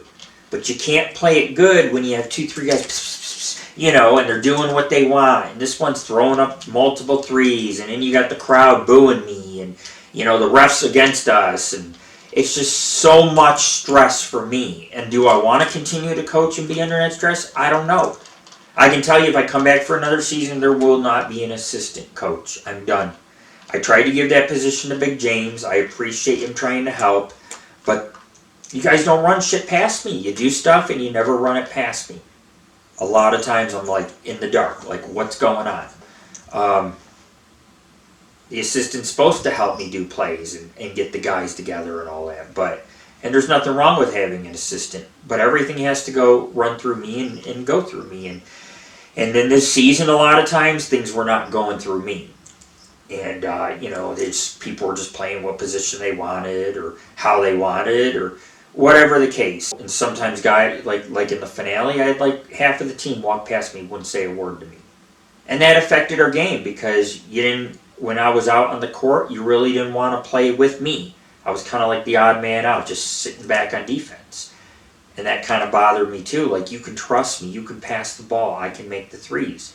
And the only one who made trust me was our free agent, Jordan. He gave me the ball, I put the three away. And this has been the case all season. He's the one setting me up with most of my threes. Why? Why is that? Because it's synergy. He's scoring like crazy, he's passing like crazy, and he's giving all members of the team a shot, including me, to make points, desperate points we need. So I'm happy we won the finale. I'm not going to sit here and bitch, but I just kind of wanted to let people know why I'm in the situation I'm in. Because, over the years, I've spotted people money, people have owed me money, and I'll never see that money. I paid people to play on the team and all this stuff, paid their team fees, they walk out. You have to understand, it's been a hard 4 or 5 years running basketball teams. Could I do it again? Could we go to another championship? Probably. We could do it. We'd probably be even better. But we're getting people that now think because they can win games and make hoops, they don't need me as a coach. They don't need to listen. They can do what they want. And if you wear this jersey and you play for this team, there's a code of honor. We have rules. We have traditions. Like, first game we go out, we drink beers, maybe go out to dinner. Last game of the season, win or lose, we go out. We have tradition. We're a team of tradition. But when you wear this, it's about honor. Bullying should never happen. And I've seen some bullying, and I've seen it go on towards me. I have. And my girlfriend's seen it going on in the last game, how everybody treated me just a little bit different. She brought it up herself. And that's what people don't understand. I sit here and I try to make friends and I try to be a part of the team. But it's hard when you're excluded. You know what I mean? Everybody's got this clique off in the corner talking, and then like during the game is, you know, they look at me and don't pass to me, and it's just, it gets old after a while. It's like I am part of the team just as much as you. The only difference is I'm the coach, so I handle all the administration, the money, the team name, the jerseys, the refs, the director, when we have practice, giving rides, buying basketballs, all that I provide for my team. I provide a lot for the team. And it's just, sometimes it feels like it's for nothing. You know, when you win, you're supposed to celebrate with your coach. You're not supposed to just like walk out and, I mean, you just walked out, dude. Just like, I mean, most of you walked past me in the finale, wouldn't talk to me, wouldn't give me the ball in the finale, and then after the finale, you didn't even say a word to me, and you left. What am I supposed to think? We take these things for granted in life, being able to be in a league and play with other gentlemen. We take all that for granted. And sometimes we take people for granted too, and I felt like I was taken for granted. With all the hard work I did, it just goes unappreciated. It's never a thank you about anything I do. Never a thank you. Never even, hey, I could hit the floor, hurt myself. Hey, Rick, you all right? Nothing. When you play for a team like that, and then you got a guy who doesn't show, and then you ban him, and he's calling you names, and your team doesn't even say, hey, knock that shit off. What am I supposed to think about the team? But the team doesn't like me. Because it's not me who has to change. See, I've made all the changes I needed to do these last 4 or 5 years running teams. To know what it takes to have a winning team. To know what formations to do to beat these teams. Because it's experience, and you should trust me with that. And I felt like in a few games people didn't listen or trust me. You know, you call a timeout and your guys instead are walking the other way in circles. Like, dude, I called a timeout for a reason. Because I'm seeing something wrong. This spot's left unguarded. We need to fix that. So I put hours and hours and a lot of time into this team. And I don't want to continue to put time into this team if my team's not going to put a little time into me as a person. And when I say that, I'm not saying like we can go hang out and smoke a doob and go eat burgers. What I'm saying is that you got to give me a chance as a coach. You've got to give me an opportunity to do my job. You can't take that away from me, because when you do, we're going to lose. It's not going to go the way you think it's going to go. When you sit there and you yell at me because I get a penalty, but you got 4 yourself, you're not really in a position to lecture me. That shit has got to stop. People have got to stop telling me how to play, what to do, because I'm the coach. I know if I make a mistake, you'll hear, I'm sorry. I will, after the game, say, I'm sorry, I messed that up, or whatever, but I do not need you riding my back. You did this wrong. I know what I did wrong, okay? But I also know what I do right, and I've done a lot of right by this team. And now this is a team who doesn't seem to want me as their coach, and it's heartbreaking. It is. It is heartbreaking, because there's 1 or 2 people I may have to cut off the team, and if I do, the rest of the guys aren't going to come in line and play with it because they think that they have a decision. And you don't have a decision in the roster. That's coach stuff. That's team owner stuff. I mean, even if you don't agree, sometimes getting rid of a guy is a good thing, because then I can bring somebody in from the college or semi-pro. Or I mean, I got a few guys that are like 7 foot tall almost. I can't bring them in. I have too big of a team right now. So, you know, if I cut one person, cut 2 people, big deal. I got other ballers to play. I have a list this fucking long with people who've been asking to play for our team. They want to play for the Paranormal Ghost Society fans. They think we got cool colors, cool jerseys. We're a cool team. Most of us are 420 friendly. People want to play for us, and you guys act like it means nothing. Nothing. You act like I mean nothing. When I say something, I say it, and that's the way it is. I'm the coach. I'm not being an asshole. I'm not being a narcissist. I'm not being selfish. I'm trying to run my team so we can win. And I know what it takes to win, and some people are trying, I'll do what I want. That teenager rebellious attitude. Like, no, this is my team. I own it. I will make the decisions based on what I've endured in the past. If I see the other team's a stronger team offensively, I will make the adjustments necessary. And you want to question them. Or you won't do them because the guy with the black nails, we don't take him serious. And it's bullshit, dude. You know what I'm saying? I make what you make in a week, I make in a couple hours salary-wise. And people don't realize that. I'm not some guy off the streets. I don't live in a fucking tiny trailer. I live in a nice house. I pay over $2,000 in fucking rent a month. I make good money. I have dogs. I have cats. I have chickens. I'm running a paranormal adventure group. I sat there this month and I did a hike up in the Hoover Wilderness looking for Bigfoot. At the end of September, I hiked 10 miles up by Jeff Davis Peak. Yesterday, we visited a cemetery and did an investigation. So I'm always active. I'm always doing stuff besides basketball. I try to fit basketball in. It takes up a lot of my time. Do I know if I'll come back? I don't know. It's really gonna depend on the guys of the team. Because if you're having votes to remove me and your wives or girlfriends are all making fun of me, don't bring your wives and girlfriends if they're gonna act that way. And step up and show some leadership on the team. People shouldn't be making fun of their coach and talking poorly about the coach and the team owner that you play for. You guys play because I wanted you on the team. It's because I signed you up. I invited you, I signed you up because you were the ones I wanted. I had many other basketball players that wanted to play in league, hundreds. And I chose you guys for the team. And you should see it as an honor to wear this jersey. Because we've done work in cemeteries, we've done charities, we've done all sorts of shit. This jersey means more than just paranormal and ghost. The Paranormal Ghost Society is an organization, and it has a lot of elements, including a lot of little things to it, and elements including sports. Sports is one of our little side gigs. Football, hockey, basketball, we play sports. And we wear the jersey so we can kind of tell people about who we are.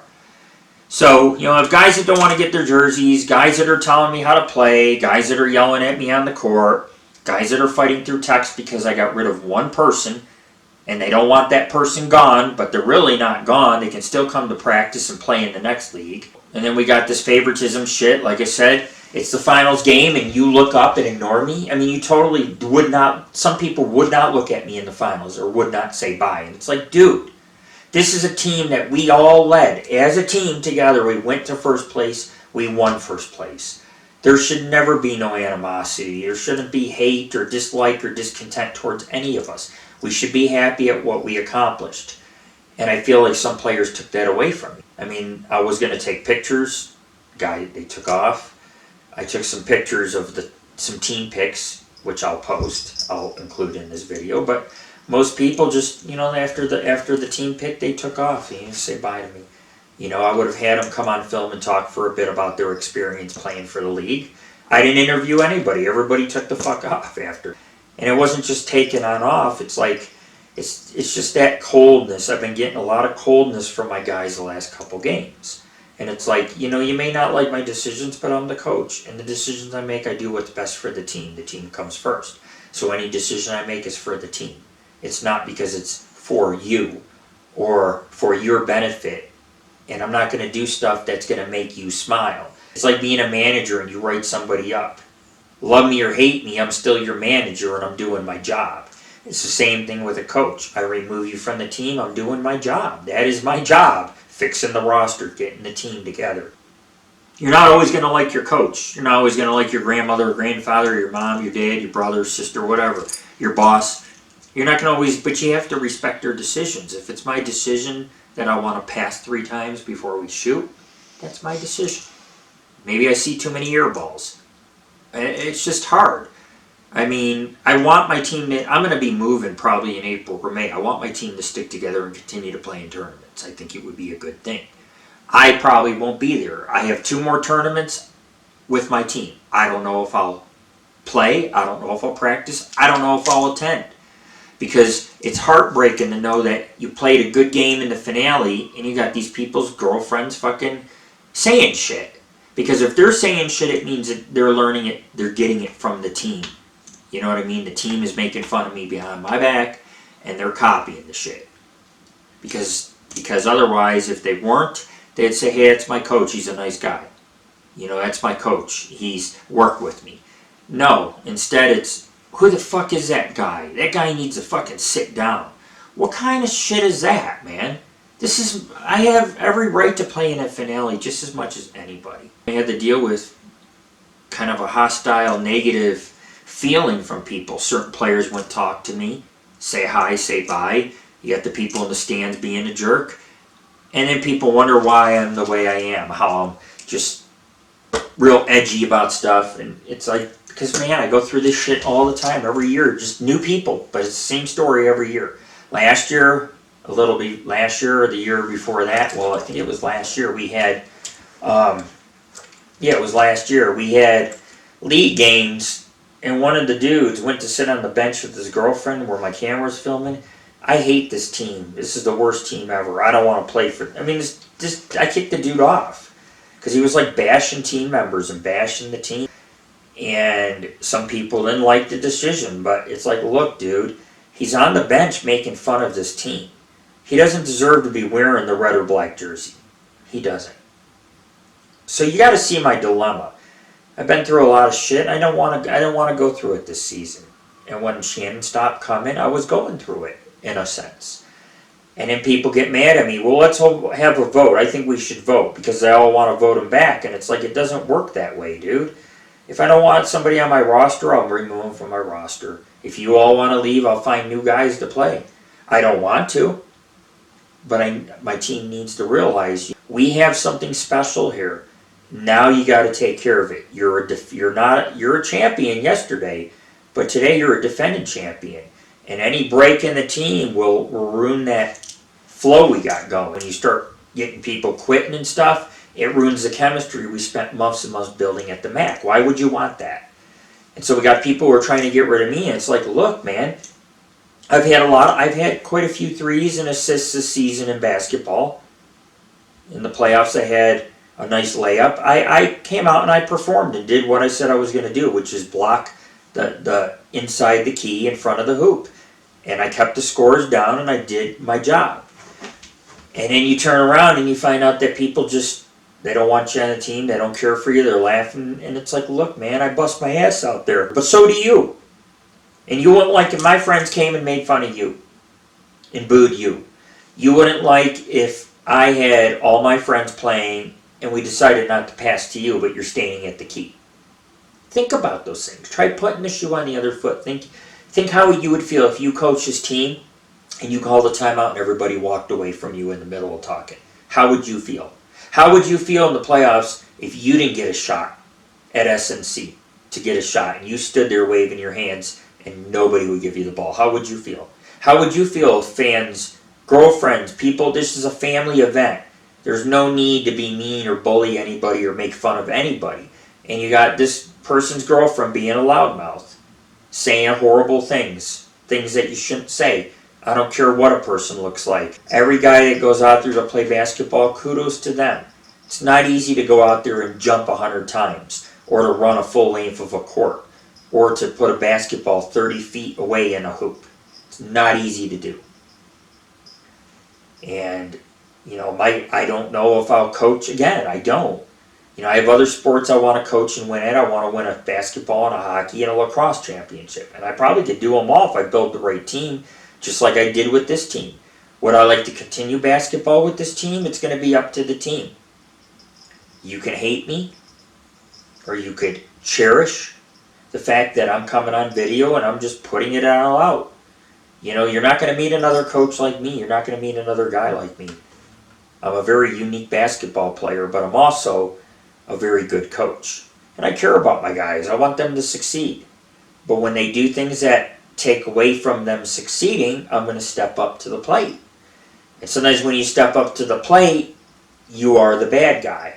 And I'm not here to be liked, loved, whatever. Sometimes you have to be the bad guy when you're the coach. You have to pull somebody. You have to change lines. You have to make changes. And not everybody's going to agree. The same goes with the roster. Sometimes you'll take someone out and put someone else in their place playing.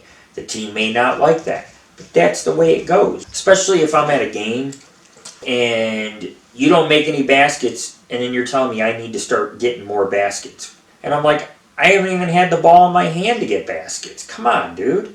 You got to have the ball to get baskets. And so we just got a bunch of clicks going on. I don't know where it's going to go. I love playing basketball. It breaks my heart. I probably won't play again. I've had one player in a team ask to go play him one-on-one, and I might take him up on the offer because I'm not a quitter. I enjoy playing basketball, and I'd like to play more. I've got my endurance up and my strength, but Again, some of the guys need to apologize. As a matter of fact, their girlfriends and wives should apologize too. I know I'm not going to get it. But I can't continue to go coach games when guys don't listen to me and respect me as a coach. I can't continue playing a game knowing that your family members are popping me the finger or making fun of me and trying to get everybody in the crowd to make fun of me. That's low. That's not right. We're not in high school. This is not high school sports. We're in a league. We're in it to win it. And because of a guy like me putting the practices and the league together, we have an actual team. And we're a good team. And I've gotten compliments from the directors and the referees that they like our team. They think we're competitive. They love everything about our team. And it's just going to go downhill because we got a couple guys running it for everybody else. What the coach says, the coach says. Respect that. I have to take my experience I used all these years to our team, to our league. And you don't allow me to, then I just become a player. And I'm not just a player, I'm a coach. I'm a playmaker, a coach. I'm a lot of different things. And I don't want to be a quitter. That's the last thing I want to be. But I also don't want to be stressed out all the time because guys don't want to follow my lead. Because they don't want to follow my plays. Or they want to sit there and argue about something petty. And in the last couple of weeks, there's been some petty arguing. It's a respect thing. And I don't know if anybody respects me as a player, but I know I had a hard season. And I want to play basketball some more. I do. Because I know I can do more great things for this team. But it really is up to the players. Players are going to have to ask me back. And, really, I deserve an apology from some people. I really do. Because there was a few of you, and I'm not going to mention names, but you yelled at me on the court, man. One of you got a bad pass, you yelled. I'm not on offense. I do not stay in the corners. I can't shoot very well from the corners either. He knows this. I was doing a decoy play, and I got bitched at. You're supposed to be there. No, I'm not, dude. You're supposed to be in the middle. You're supposed to be to the left or the right of the key. Driving. Let the fucking guards worry about three-pointers. Another time because I made more baskets than them, so they were all bitching.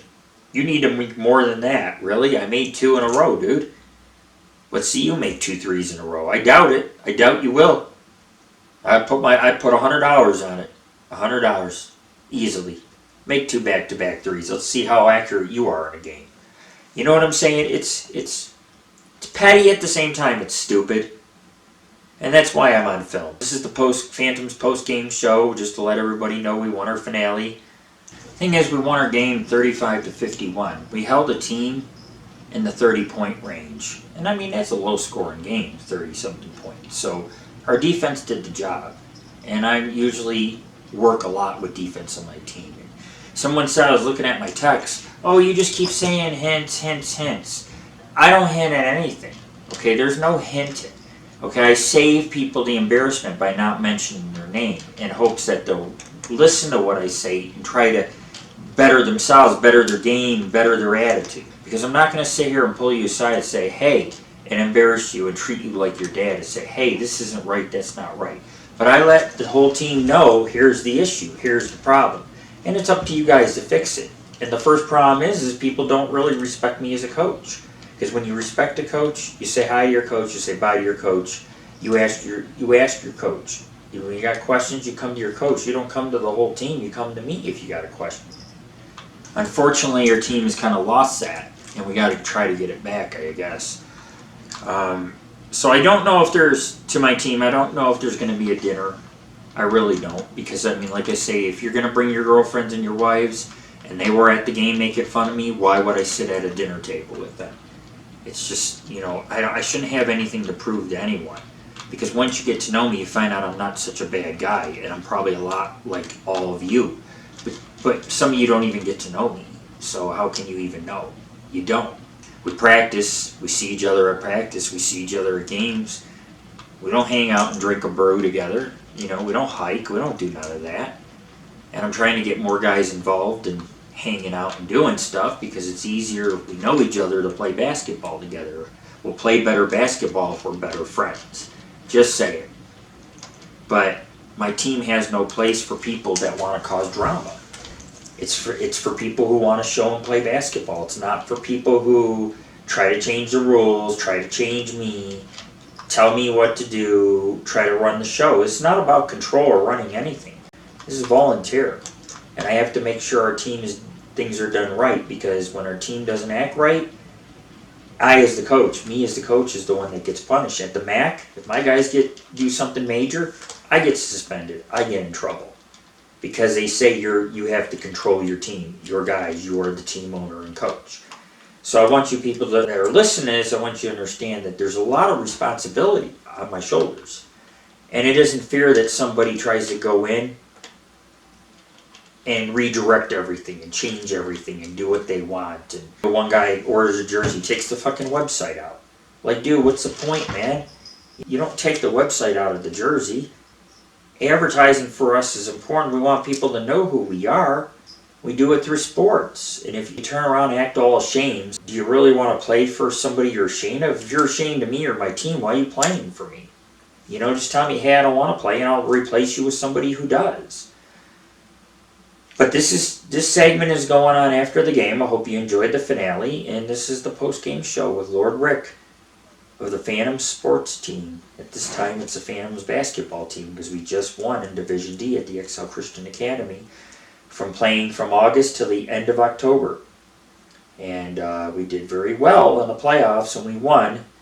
We are officially champions, and it's a great feeling. But like I said, I felt like I lost too. I want to have a dinner, but everybody's already planning. And it's just like, look, man, look, I want to hang out, I want to have dinner. But I just don't want to do the whole drama thing. You know what I'm saying? I don't want drama. I ran this team so guys could have fun. You know, always smoke a couple blunts before every single game, smoke a couple blunts before practice, go out there, make dirty jokes, get some locker room talk going, play some basketball, go home, have a good workout, burn 5,000 calories. I'm good. I'm good with that. Playing in a game, winning some games, going to the I'm good with all that. I just feel like, you know, the guys need to understand, you need to respect the fact that I'm the team owner and coach. It isn't your team. You don't decide what jerseys we wear, who I kick off, what formation we're doing. And that goes for our assistant coach too. You got to run everything through me. Because if you don't run it through me, we're not doing it. Because I have to know at all times what's going on. Because even though we won a championship, there's a lot of mistakes made in the playoffs. Those mistakes will cost you if we play a higher caliber team. They will cost you. You can't just Hail Mary it all the time and expect to get 2 points out of it. You will have teams like us who have 2 defenders down there that are not going to let you get close to the net. I'm just saying, we haven't played teams like that. So I think people need to understand, you know, I'm not a bad guy. I've been giving our fans basketball. I told you guys we would do it. I spent a few years building this team so we could get a championship, and I did it. I did exactly what I said I was going to do. I could right now make a lacrosse or football team, and I can guarantee you in a couple years we'll take the championship. Because that's how serious I take my coaching. And it isn't about me. You're not going to remember that I scored an hour later. You're not going to remember me. You're not going to remember, you know what I'm saying? That's the whole thing. Everybody wants to be a hotshot and a hero in a game. And it's like, none of these people remember that you scored 6 points in this game. Or that you hogged the ball and missed 5-6 times. Nobody's going to remember that shit. You know, but it's shit that we have to adjust. And I am the coach. So if I see something go backwards or wrong or out of whack, I'm going to say something. There are no hints. There are hints when I see behavioral issues with some of the guys. I will say, look, there are people that are yelling. Because it's not just me. I've seen other things go on that I didn't like, and I mentioned it. Like, you know, you're out there on the field yelling at each other. We can work on these things in practice. Don't let the other team show vulnerability. Because T's like, no, you're always hinting. Just stop, just stop. I'm not hinting. You want me to start mentioning names on film and in front of the team to you, dude? I mean, seriously, you want me to point out your mistakes? Because that's what I told the team. Look, if you continue to point out my mistakes, I'm going to point out all yours. And I see 20 to 30 mistakes per player. Stupid fouls, air balls, losing the ball, dribbling. I see lots of bad plays. I'm not going to ride you. You know you made the mistake. Don't do it again. Come out, play stronger, play harder, play better. But listen to your goddamn coach. He knows what he's talking about. So if you guys want me as a coach and you want me to come back for another season of basketball, you're really going to have to make the case with me. You're going to have to convince me this shit's not going to go on. I'm not going to stand out there and wait for the ball and have you give it to the other team because you refuse to pass to me because you're mad I cut someone from the team. Because that's what it comes down to. I cut someone off the team. So let's not give Rick the ball. And that's not cool, dude. That's not how you lose games, man. I had 2 3-pointers on the buzzer 2 years ago in a season. On the buzzer. Half-court shots. You think I can't make that shot? I can make half-court shots pretty often, believe it or not, when people aren't riding me. But we have 2 3 guys that are acting all gun-ho and hot shot. They've gone hot shot, so they think it's okay to scold and yell and, bitch and moan. And it's like, I'll do what I want, and it doesn't work that way. I set the defensive and offensive formations. Who's on the team? I handle all that. There is no vote. There is no democracy. You don't tell me the way it is, and if you don't like me and you want to vote me off, that's fine. I'll put together another team and we'll beat your ass. I mean, I got lots of guys that want a ball. I'd rather have it that we play together and we beat everyone's ass. That's how I want it. But it cannot be that way until our team shows a little more unity. And we're lacking unity right now. We've been lacking it the last couple weeks. There's just not a lot of unity. We have some players are mad at me. Other players are communicating with others. We have the fans screaming horrible shit. There has not been a lot of unity. We're all on the same side, same team. Even your families, they're rooting for our team. I have every right to play here. I've proved my point. So now you get my point. You kind of understand. I want my fans to understand. This is why I'm probably walking away from basketball. I don't want to. I want to give you guys another season. There's one coming up in December. I would love to play more and have another season.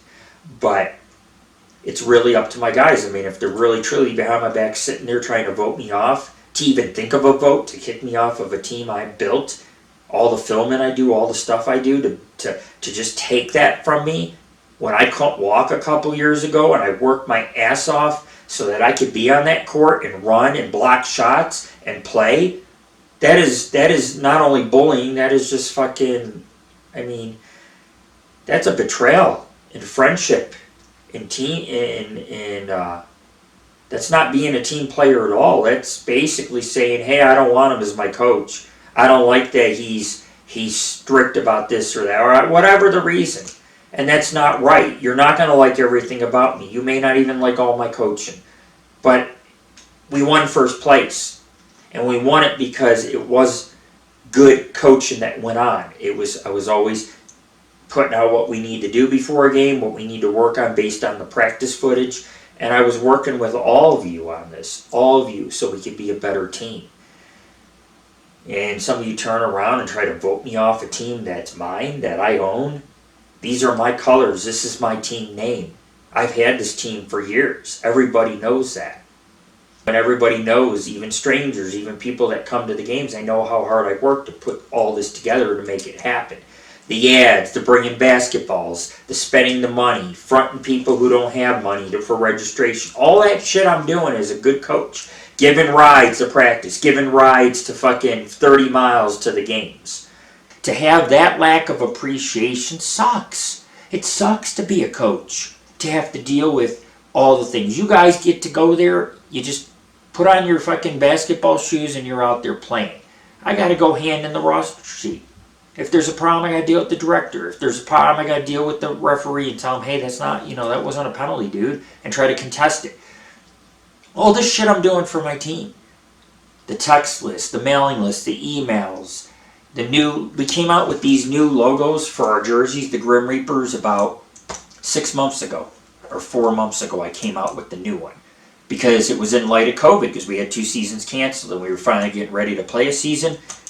So I designed a really cool new jersey. We have this one jersey has 2 Grim Reapers, and have the scythe, and they're swiping at the basketball. We have some really cool gear that we sell, but we want our players to be able to, buy a jersey and wear it and be proud and stand by what it represents. no bullying, no mistreatment, equality, honor, all those things. And we don't have those things right now. You know, we have some guys who think that they're entitled to shoot the ball 10 times and not pass to someone like me. We have guys that 3 or 4 group of friends that only want to work often with each other. People are like, Mitch, you just give hints. Because I'm not here to chastise anybody, yell at anybody, pull anyone aside. I'm just telling you, don't do it. Here's what I see, don't do it. I don't have to mention names. This is in high school, okay? The only name I mentioned was Shannon because, like I say, he did miss some Thursday games too. And when you go through a whole season and you don't see that player, it's grounds for termination. It may not be his fault, but it is partially his fault. And that's what our team members don't understand. We had to go through one less player. We had another guy with COVID and another guy who didn't show. We were 3 guys down. And we still managed to get up in the playoffs, win in the playoffs, and win the championship. With everybody healthy at the end of the season. And, you know, I think I ran a phenomenal team. And I think you guys hustled and you worked hard and you're learning, but you still got a lot more to learn. And I cannot teach you if you don't let me coach you. I cannot mentor you if you don't let me in.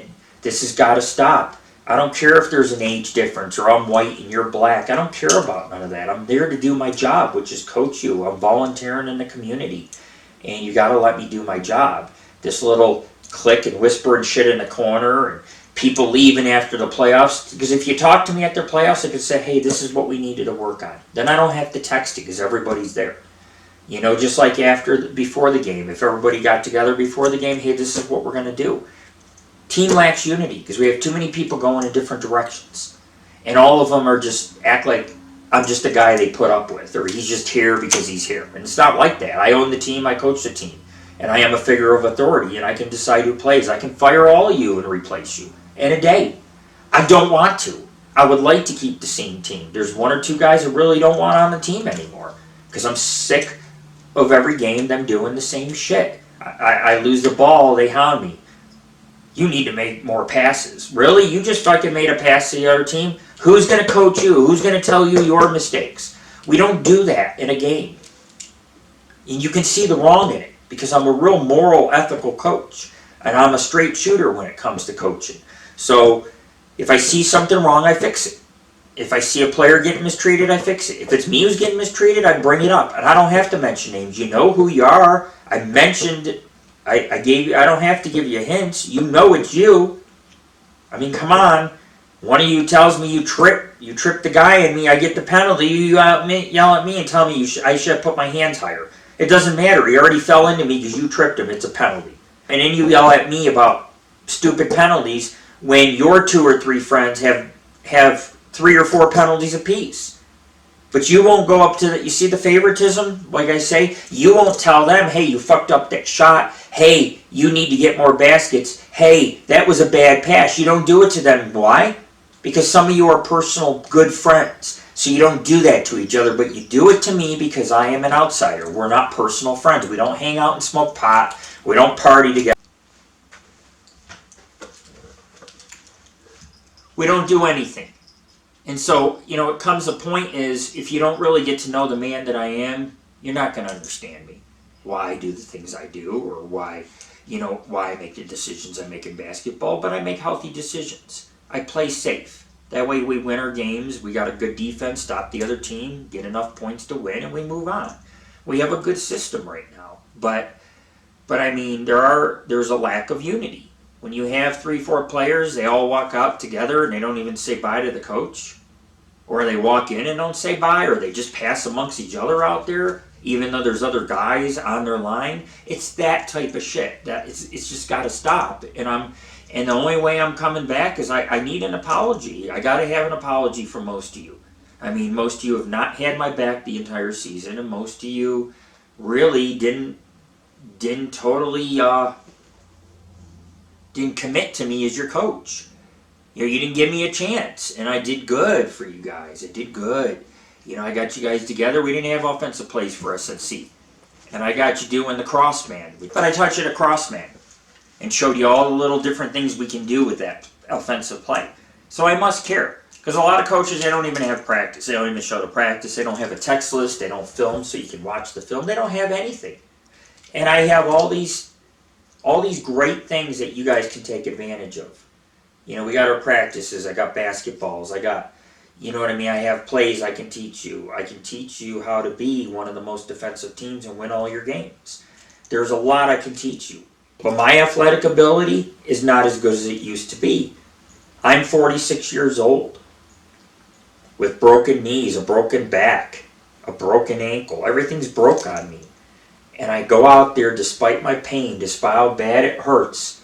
I just put it aside and I play my ass off. Shooting, blocking, stealing balls, you know.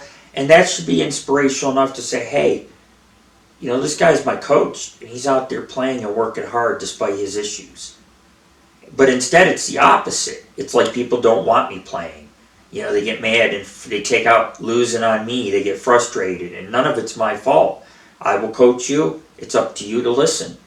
If I call a timeout and you all walk away when I'm trying to tell you a play to do, that's your own fault. Don't yell at me because we lost. It's just the point is, we worked hard. We got to the finale. It's done. It's over with. Will there be another season of the Paranormal Ghost Society Phantoms basketball team? I don't know. That's going to be up to you guys. Okay, it's going to be up to you if you want me to put it together a winner team. I am not going to do it unless you guys ask me to do it. And I don't want any nagging when I'm out there playing. Just leave me the hell alone. Let me play, man. I will fix it. If I lose the ball, the next time I get it, I will fix it. So I don't. I always fix my mistakes. In hockey, you know, I used to shoot pucks at like 80 feet away from the other side and score. That was one of my trademarks, is I could score from the other end of the rink, because I had I had like a 90-mile-an-hour shot, and it was always in the net, always accurate. That's why my son hates playing me in hockey, because I can just deke around him and score every time. I don't have to look at the net. I always know where the net is. Just like when I shoot basketballs, I don't need my sight. I know where the hoop is. I can shoot it. As long as I'm square with it, I can shoot it. I don't need to see. It helps to see, but I don't need it. Inspiration. I'm your coach. You know, so you have to make a decision. Do you want me to play? Do you want me as a coach? Or is this bullshit going to continue? You're going to nag me on the court? Are you guys going to just do what the hell you want? Step up to the plate and help me continue to run this winning team. It's up to you. It's up to you. But I always have the final say. I am the coach. And I am the team owner. It's my team. We are careful who we represent and who we take on. We're not going to take on a bunch of crackheads. We don't want crackheads. You know what I'm saying? I took on people that I thought were worthy. Good guys. Those are the guys we want playing for us. We want people wearing the jersey proud, making our team proud, standing for something. And it's better to stand for something than nothing at all. And some of you forget, you're part of the Paranormal Ghost Society sports team. You know, this is an actual team with jerseys and it's organized and a website and all these things. And yeah, you could have those things too.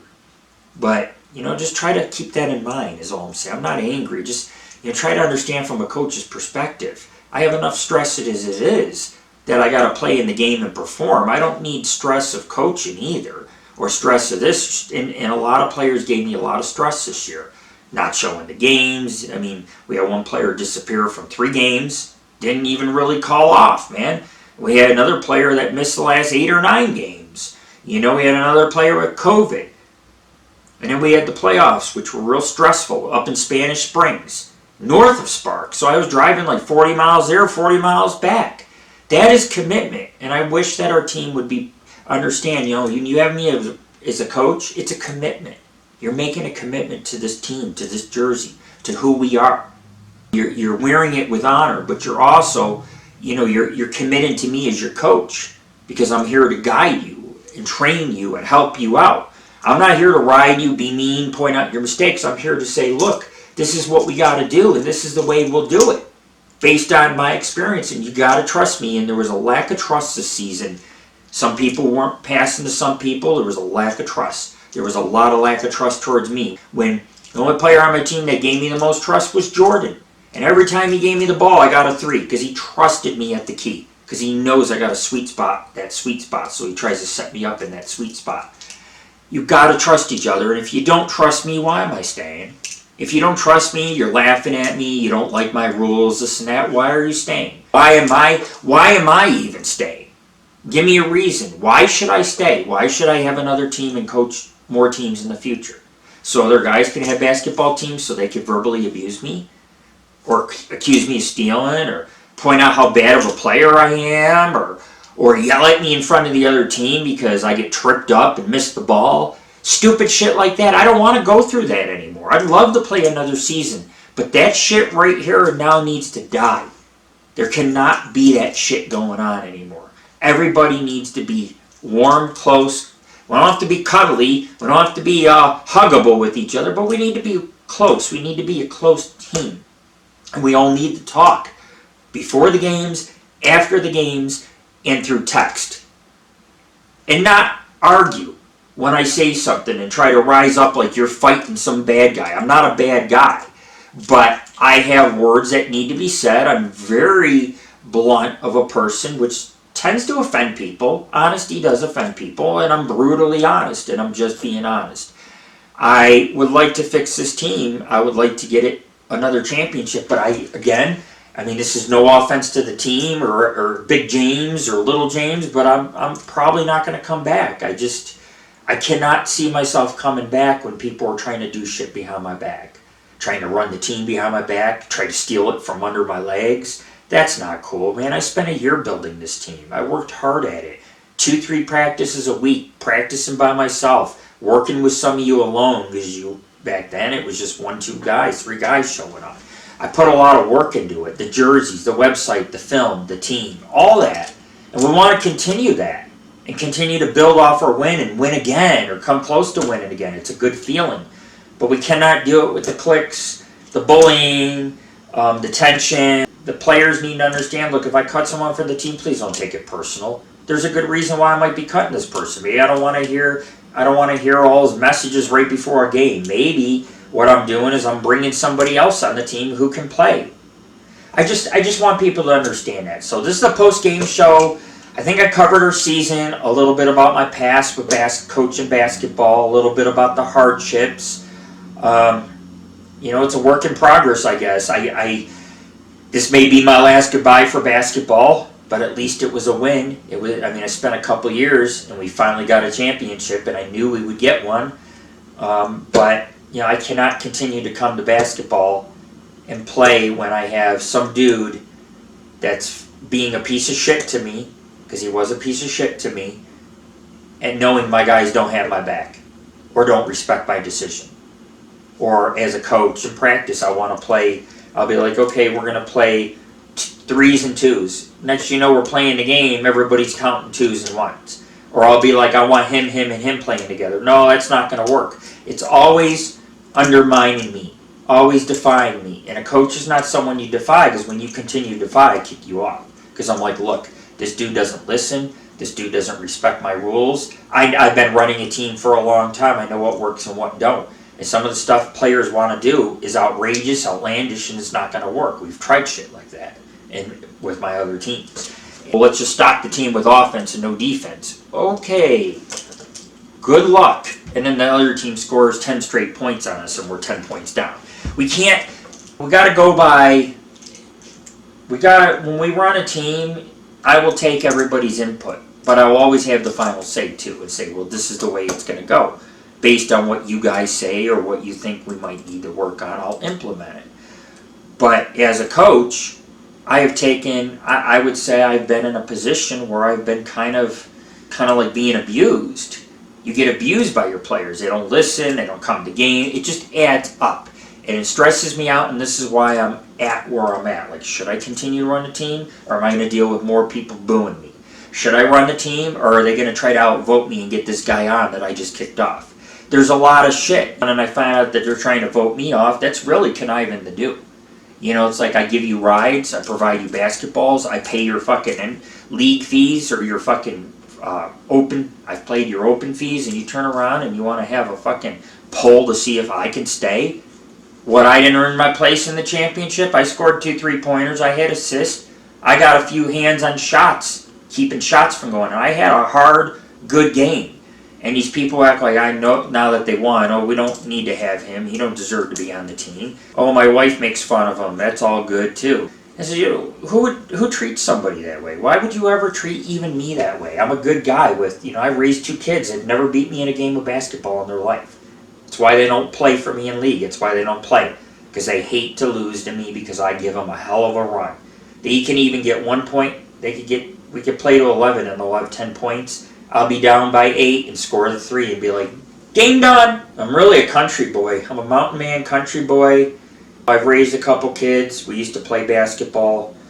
I've had multiple teams with multiple rosters. This is by far the best team I've ever ran. I just wish the guys would warm up to me a little more and trust me and try to understand that you have your job as a player. I have my job as a guard and as a coach. And you have to let somebody do their job, even if you don't like it or agree. You got to let people learn from their mistakes. You got to let people do what they got to do. And if I bring you on this team to wear this jersey, and I bring you on this team, it's an honor and a privilege. And it should come with a big thank you, not giving me shit. Because I can replace you with another player. I don't want to. It's like I want to be your friend. I want to be your friend. I want to be your friend. But I can't be friends if somebody doesn't want my friendship. And a lot of guys on the team have kind of pushed that friendship away and they haven't really gotten to know me. So then when I do something, they're critical of it, or they don't do it. I could sit there and say, hey, I fell off a mountain and nobody says shit to me. They just don't care, like, oh, whatever. There's definitely some animosity somewhere on the team with a couple players or whatever, and it rubs off on everybody else and then they start acting that way. And that's why the fans were acting that way too, because I'm pretty sure my players were bad-mouthing me before the game. Because I cut somebody who I just didn't want to hear messages from 2 minutes before playing a game. It's a distraction. Oh, I'm not showing, I'm going to go play soccer. Because that's what he said a few times, I'm going to go play soccer. Really? Why are you choosing soccer over basketball? We need you here. We're fighting for going to in the playoffs. We're fighting to win. So you can understand my predicament. You can understand me as a coach. Most people can. I have friends that tell me, don't quit, keep playing, make another team. But it's a lot of work. Making teams and running teams is a full-time job. And if anybody wants to be a coach. When you find out how much work you're going to have to do, you're going to realize, hey, because you're going to have to do work. You can't just wear tape on jerseys forever. You're going to have to film games if you want to see your mistakes or show the games to friends. There's a lot involved. And I do that legwork for my guys, but I also expect to be respected. I mean, you got players doing what the hell they want, coming to games when they want. Oh, I'm mad at you, I'm not going to pass to you in this game. There's a lot of different shit like that going on. I'm not saying that we have a bad team. I'm just saying those little things need to be fixed. Until I know they're fixed, I'm not coming back. People need to speak up. I will keep the mailing list open. I'm not removing everybody else. And I will post this video, and you guys can watch it. The people that watch the post-game show are going to be our players and our team. Some of our fans will want to see.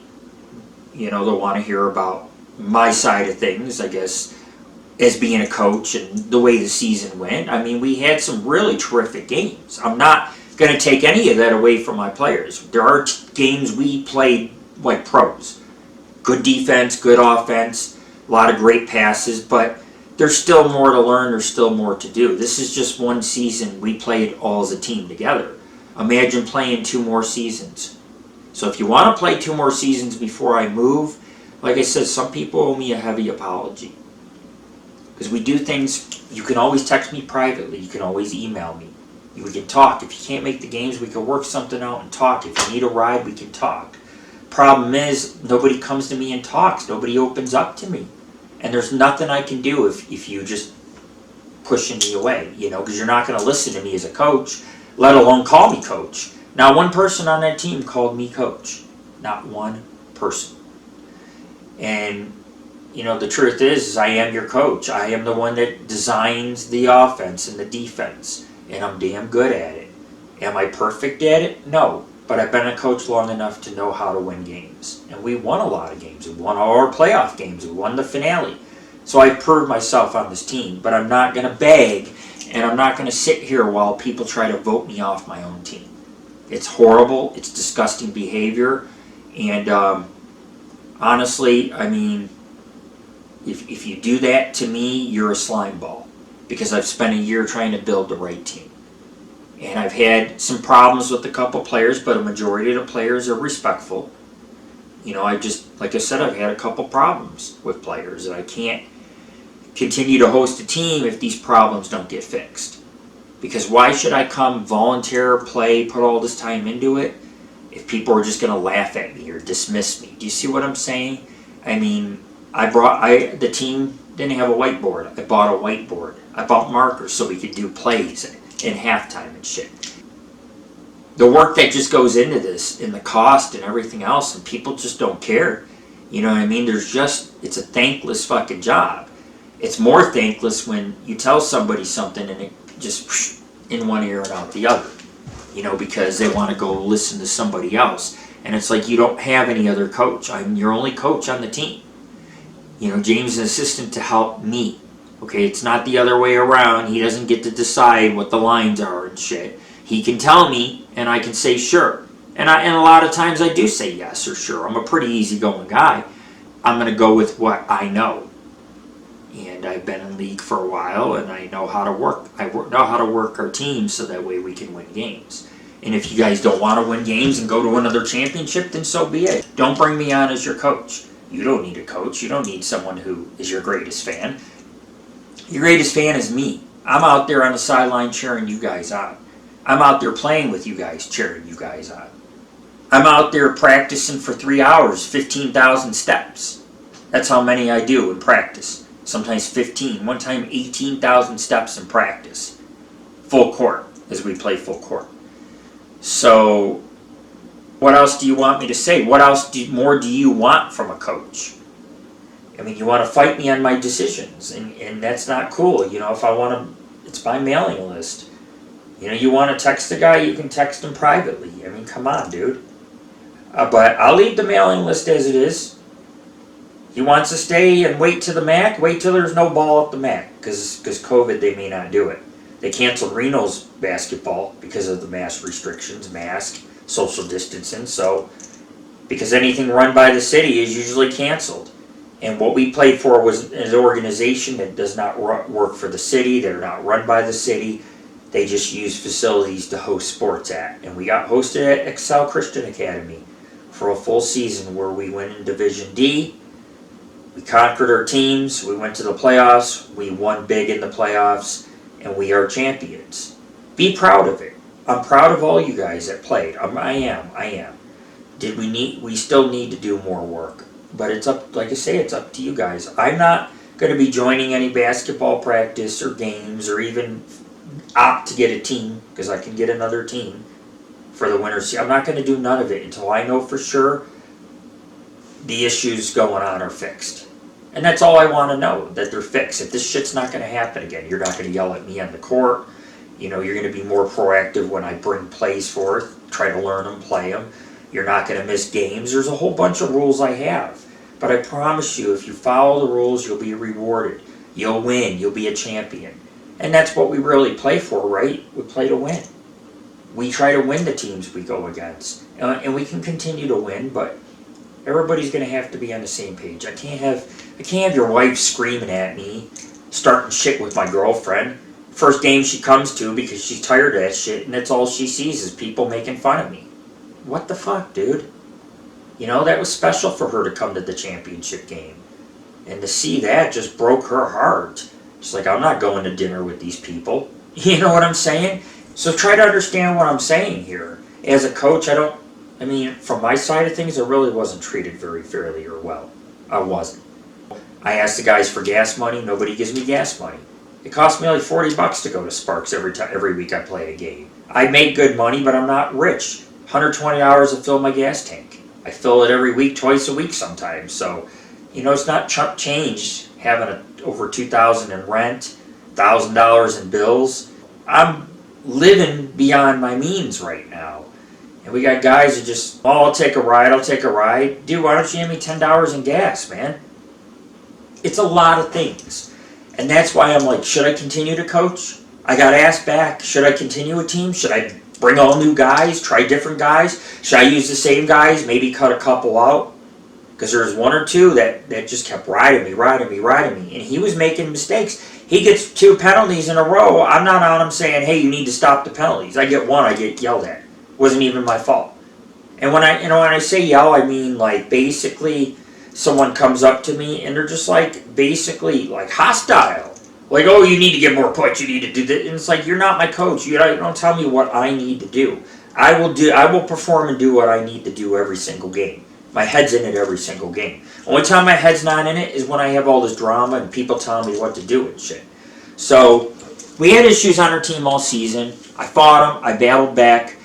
I think I coached pretty well throughout the playoffs with the defense and some of the things that we were going to try and do. I had showed them a decoy play too, and it worked. It worked. It's not something we use all the time, but it's where I run a 360 around the circle and come back. And by the time I reach back to the guard, he puts it up or passes it left or right. We have different plays. But I mean, I just, like I said, I don't know if I'm going to come back. I love basketball. I love playing. I love competing. I love winning. I like being around other guys that smoke blunts and fucking play and party and we laugh and we flirt with girls and check out girls. I would miss that and I love that. And I cannot continue to coach a team who doesn't want to try new things, doesn't want to listen. It's like, listen to me, man. Trust me, I'm your friend. I am not going to misguide you. You got to trust me. And the problem is people lack trust. Maybe it's just how I look. Maybe it's just because of my age. People don't take you seriously when you're older and you're gothed out like me. They think that you're stupid and don't know what you're doing. But I'm a technician, man. I can rebuild appliances and do electrical work and air units and AC units, and build stuff and do carpentry. I'm a very smart guy. And I play sports, and I'm active, and I hike, and I camp, and I off-road, and I fish, and I do all these things. I have kids. There's more to me than basketball. Basketball's just a small part. And I would love to continue exercise, practice, play, and get the team going. But again, things are going to change. I don't ever want to see the fans act that way. I want to be heard. I don't want to be yelled at during a game just because I was out of position. Because I got out of position. It wasn't my position to play. I thought you were there and I was going to pass to you, but you weren't there. You don't. We're playing offense and you're playing defense. No, I'm the guard. I'm supposed to be at the top of the key. And you yelled at me because you turned around and didn't look where you were passing and assumed I was still in one spot. When I'm not, I will always move around, as our offense should always move around and not stand still. Because when you stand still, it's easy to predict where the ball is going to go. So, I felt like some people were just overbearing for me. And I'm trying to tell you guys some of the stuff I put up with. And I didn't need the headache, I didn't need the stress. And then I try to run my team and I do one decision that everybody just dislikes. Because they don't want me ridding a player that hasn't showed any games. It's like, look, dude, he doesn't want to play, he doesn't show the games. One of our players told me to remove him anyways. Like, if he's not interested, he's not interested. And then I took the heat for everything. And this dude comes at me, and my own team has nothing nice to say. How about you say, hey, Rick's been working hard with us. He shows the practice, shows the games, he's showing us plays. Rick's my friend. None of that shit. People are only my friend behind everyone else's back. And I cannot have a team like that. I cannot have people just pretending to be my friend or being my friend when nobody's around. You showed a basketball and we're playing together. We're friends, man. We're kicking the shit. We're shooting balls. We're having a good time. This person shows, that person shows, you change. No longer you don't even pass to me. You don't even fucking talk to me. It's that kind of thing. So will I come back? It's doubtful. It's doubtful because people aren't going to suck up their pride, but they know I'm right. We won our final game. We are champions. Go Phantoms. And that's all that matters. Despite the hurdles, we did it. We did it. And we could do it again. But it's really going to be up to the team. You guys want to vote me out? Is this the way it's going to be? Because I'll just form a new team. And we'll beat your ass. I got a bunch of 7-foot guys. We'll beat your ass. I don't care. Because I've taught people lessons like that. I want to own my own team. And then they own their own team, and then we beat their ass, and they're all fucking trying to fight us and shit, because they're all butthurt. Let's not do that. Let's not be enemies and battle each other. We can all stay on the same team, but again, if you want me to coach, things are going to change. I'm the coach. What I say goes. my plays, those are my plays. What formation we play, what we do. You know, I have guidelines, I have rules. That's why I'm the coach, because I have a set of rules. It's not a rule-free team. We have rules on this team. We have discipline. And anybody who thinks they're above the rest or decides to break the rules, it's not fair to you, it's not fair to me, it's not fair we have to play shorthanded because somebody wants to eat dinner or play some other sport. That is not fair. That is not right. And that's what I was trying to get at with our players. It's like, look, man, this is demoralizing. You don't need to hear excuses or anything right now. We need to focus and talk about the game. And so, like, you know, what it showed me is I really can't delete people off my roster because they're all going to have a conniption. And it's like, I'm the coach. Don't you want a different player? What if we get somebody who's like 6'10" and plays pro? You don't want a pro player on our team that can make things happen? I mean, I don't get it. I don't get it. I don't understand what the big deal is. But I'm going to tell you right now, you know, burning your bridges, people burn their bridges with me, and once your bridges are burned, you're done. So I would like an apology from some of the guys. I would like to see where they stand. If you ask me to be your coach and play, I will do so. But it can't just come from little James who lives a couple blocks from me and we're personal friends. It has to come from the team itself. I'm tired. With that being said, I'm just tired, man. I mean, I don't hate anybody. I'm not even angry. I redid my broadcast because I'm like, look, I sound too angry. And I don't want to sound angry. I'm just trying to tell people where I stand and what my feelings are. Because in the last 4 or 5 years of coaching basketball, I've put up with a lot of doozies. People trying to injure me, crackheads, liars, people shorting us for important games, stealing my basketballs, making me pay their money and then not paying me back. I've put up with so much shit as a coach. And this season, I put up with people not wanting to get jerseys. People not following my leadership. Even when I'm like, let's do this, and then they do the opposite. I put up with those things. Then the last couple games, people walking out, people not even saying hi to me. You know, it's like we're all on the same team, dude. We're all gonna, if we win first place, we all win. And we do it together. But to get the cold shoulder, that last finale hurt. And I was so happy we won. I skidded across the floor with my hands up. I don't care if it put holes in my pants or whatever. I bought these new basketball pants to wear, and I wore them against SNC because I wore a red jersey and the black with the red stripes, and then I wear the red with the black stripes, or the black stripe. I got some pretty cool pants. I got pretty cool camo, red and black camo shorts, basketball shorts I wear too. It just was getting too cold, so I started wearing the basketball pants because we had a week where it snowed. A week ago it snowed here. We had snow on the mountains top to bottom. It was 30-degree days, man. 30 degrees out. Cold as fuck. So, but when we won, I was so excited. I was so proud. Because it's an accomplishment for our team. We won first place. We went out there, we put a team together, and we won it all. Against all odds, so we got to be proud. We can continue the team. I'm moving, so I only have time for the winter season and the early spring season. And it's going to be up to guys if they want me to organize it and keep things going. But I'm not going to continue to be someone's doormat. I'm not going to continue to be ignored, mistreated. And I know people say it's just all your imagination, you're full of shit, you're a narcissist, blah, blah. It's not like that, man. I've had people come and tell me that they've seen it with their eyes. It's very noticeable. It was noticeable in SNC when we played them in the playoffs. I was waving and everything. Nobody gave me the ball. It's okay for someone to miss 10 threes, but I don't even get one shot. And it's like I make most of mine. So what are you doing? It's just like games that are real close. You know I can make the threes. Give me a couple three-pointers. Maybe we'll pull ahead. Take the chance. Take the risk. And there's not enough trust in me to do that. And that's why as a coach, I think I'm stepping down. I won't step down yet. I'll hear what people got to say. You're listening to Phantom's Sports Team post-game show, or post-game broadcast with Lord Rick, founder, owner, and player of the Paranormal Ghost Society, Phantoms. And we killed it in basketball. I'm proud of my guys. I'm proud of all you. I just hate it when I sit there and I compliment my guys and they don't even say thanks back. And see, that's the type of shit I'm talking about. There's just, people treat me different. Like if your friend said that, you'd be like, thanks, man. But it's me that's saying it. And it's me people have a problem with.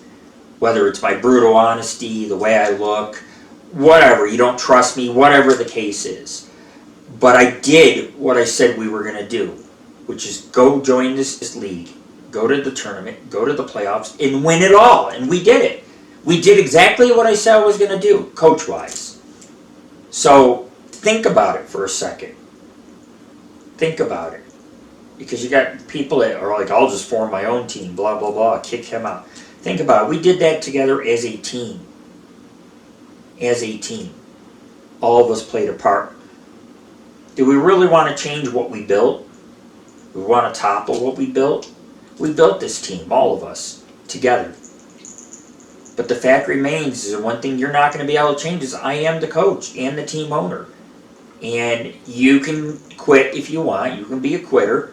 I got other guys that'll play for me. Do I want other guys? No. I'd like to continue practicing, join another division, and winning. You guys have got to understand, I mean, I have a job to do. Don't get mad. Don't get mad. You got to see it from my point of view. I don't owe anyone explanations. It's my team. It's my roster. These are my guys. I make the best decisions I can make. And people don't like them. People don't like my decisions, and I don't know what to say. You know, you can't always be the good guy. Sometimes you're the bad guy, even if it's not on purpose. It's like at work. You know, stock this, do this.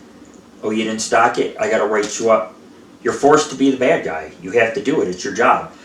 I'm forced as a coach to add players, cut players, decide on formations, who's starting, who's not following the rules. Because at the MAC, when people don't follow the rules, the coach gets penalized. And I'm not being suspended for someone else's behavior. I'm not. Being a coach can be a rough thing. It's a lot of responsibilities. Because not only do I have a coach, I got to play the game. I could sit and coach, but I want to be part of the action. Who doesn't? Who doesn't want to grab a basketball and be up in that action? I like the rougher, the more aggressive, and you know, those games were aggressive. They were fun to play. I had a lot of fun playing the finale, man. Me and that dude were battling under the net. He was trying to get the points in front of the net. He hardly got nothing because I stood my ground. Over and over pushing against him as he pushed against me. Just a battle of muscle and force, back and forth. Just hitting each other, pushing each other aside because he wants the ball and I want the ball off the board, you know, to give to my guys. That's what I'm talking about. Got to be part of the action. But I don't know if I'll ever be part of the action. You know, I'm just an old, beat-up old man. And I can give other basketball teams and people I play a run for their money. Believe me, even at my age. But I don't need the drama and I don't need the bullshit. And when you got fans that are players you look up to and you think highly of and their wives and girlfriends are saying horrible things, it makes you wonder what horrible things they say when you're not around. It's a learned behavior. So that's where I'm at. I don't know if I'll have a group dinner. I mean, if it was just the team, maybe. The long post-game show, I know you guys, a lot of you are not going to get through this. But those are my feelings. Our game was good. We won by 16 points. Could it have been better? Yes. There could have been a little more passing, a little more accurate shooting. But the whole cold shoulder thing before and after wasn't necessary. We've been playing and practicing so long together. We're all brothers from another mother. We should all be able to talk to each other and be able to, you know, be friends. And I feel like I'm not in that circle with everyone. I feel like I'm on the outside. And it's hard. It's hard to be that way. And I know people say, you're just being stupid and blah, blah. It's not imaginary. I've seen it. I had a fucking couple people come to the SNC game. They watched. They seen the favoritism. They seen it. They told me, they said, it looks like your team don't even listen. They just go off. So I have to mention that shit. It's got to change. You want another team? You want another championship? This is the route we need to go. Either take me on as your coach and respect me, or you don't. It's your choice. Some people want to vote me off. I think those people that are involved need to be terminated off the team. I will replace you if I find out it's you. Because you're not going to play for me if you're going to be conspiring against me. because I got a team to run, and that's the way it goes. And I got lots of players who want to play, and it's not fair you take up a roster spot and then you don't want to play, and I got other guys that could play. So you kind of understand where I'm at. This is where I'm at. And I hate being in this position, but this is the way it goes. So, I mean, I love my fans. This is Lord Rick. Check out our site, www.paranormalghostsociety.org. I don't know if the team will continue. I don't know if we'll continue where we left off and play another season at the Christian Academy. I don't know. It's all up in the air right now. I would like to go out to dinner. I don't need your girlfriend making fun of me. Shouldn't have to take that abuse. I worked so hard on this team, and then you find people want to take it from you, and you sat here and you just built it and worked hard every day with the mailing list, the website, this and that, pictures of all the guys, all this stuff I put together, and it's like, well, let's just vote him out. I don't like his decisions. Really? My decisions helped us win in basketball. Have some faith in me, for Christ's sake. Have some faith. Have some trust in me. I'm a good guy. And I'll do good things if you give me the opportunity to. And I did do a good thing. The championship was right in our lap. And we took it and we won it. And it was a good thing. Because coaching, I coached, I had practices to get these guys to that point so we would be ready. And we were ready and we won. And so there is some good that comes out of the coaching. Doesn't matter what I look like. There ain't anybody in the fans and the stands or on our team that's going to start dating me and being my girlfriend. You know what I'm saying? I'm not here to please anybody. I'm just me. And I can give you a tough game of fucking ball when I want to give you a tough game. Doesn't matter how good you are. Okay, I can beat most of you on the court. And I'm saying this for fun. I'm not being an asshole. But I'm saying that you guys have a hard time containing me sometimes. And you see I score threes and make some amazing layups in motion. So you know I can play. But to try to vote me off because you don't like a decision, or to exclude me, or whatever the case is, you're horrible, man, to do that. That's horrible. I've been picking up guys and taking them to basketball so you guys can practice. And bringing you guys, none of you guys even owned a basketball. You used all mine for months. My basketballs. You remember that? So it's just like, look at what you're doing, man. I mean, you got a guy here who couldn't walk who went to the championship and played basketball. And now you got a guy here who's just going to fucking quit it all. I just feel like not quitting it all, just dropping it. Oh, no coach, no team, nothing. And all that I worked just for nothing. Because if it doesn't impact you guys, it's not going to impact anybody. If it doesn't inspire you guys, it's not going to inspire anyone. And I come out there to inspire and to impact you guys, to make a difference so that we can win and be champions. And it's hard to when you know that a few of your guys just don't like you. And I'm not here to be liked. But my team comes first, and I will make the appropriate decisions, adjustments that I need to do in order for our team to win. Because as some of you said, winning is the only thing. It's not all about winning, but winning is the only thing. Well, you don't win without making adjustments. You don't win without a good coach. Because the coach will always guide you. Here's the defense, here's the offense. So you guys are doing poor? Well, don't worry. Go out there, and here's what you do. Pass it 3 times and shoot and score. And it started to work. Came back on it. We were 20 points down on the team. We came back on it. Everybody came up to me in that timeout I called to talk to me. And they followed my lead. They followed my directions, and they did well. So there you go. You got to trust. So I'm out of here, everybody. Listen to Phantom's post-game radio show. I'm also sponsored by the Paranormal Ghost Society and AngelOfThyNight and Nightfall Radios. Like I say, I'm kind of a big deal. I play basketball to kind of lay low. That way I kind of blend in with her because I don't want to be famous. I don't want people to know me from television and stuff. I just want to get exercise with the guys, play the game, smoke a few blunts, look at a few girls jogging while I'm practicing. Just normal guy stuff, you know what I'm saying? And play in the league and do something with that team and show the world, hey, We put this team together. Look at us. We're winning. We don't even know each other. We only been playing less than a year for the new team, and look how good we've got. It's because we practice, we play, we work together. But we have to continue that if we want to win.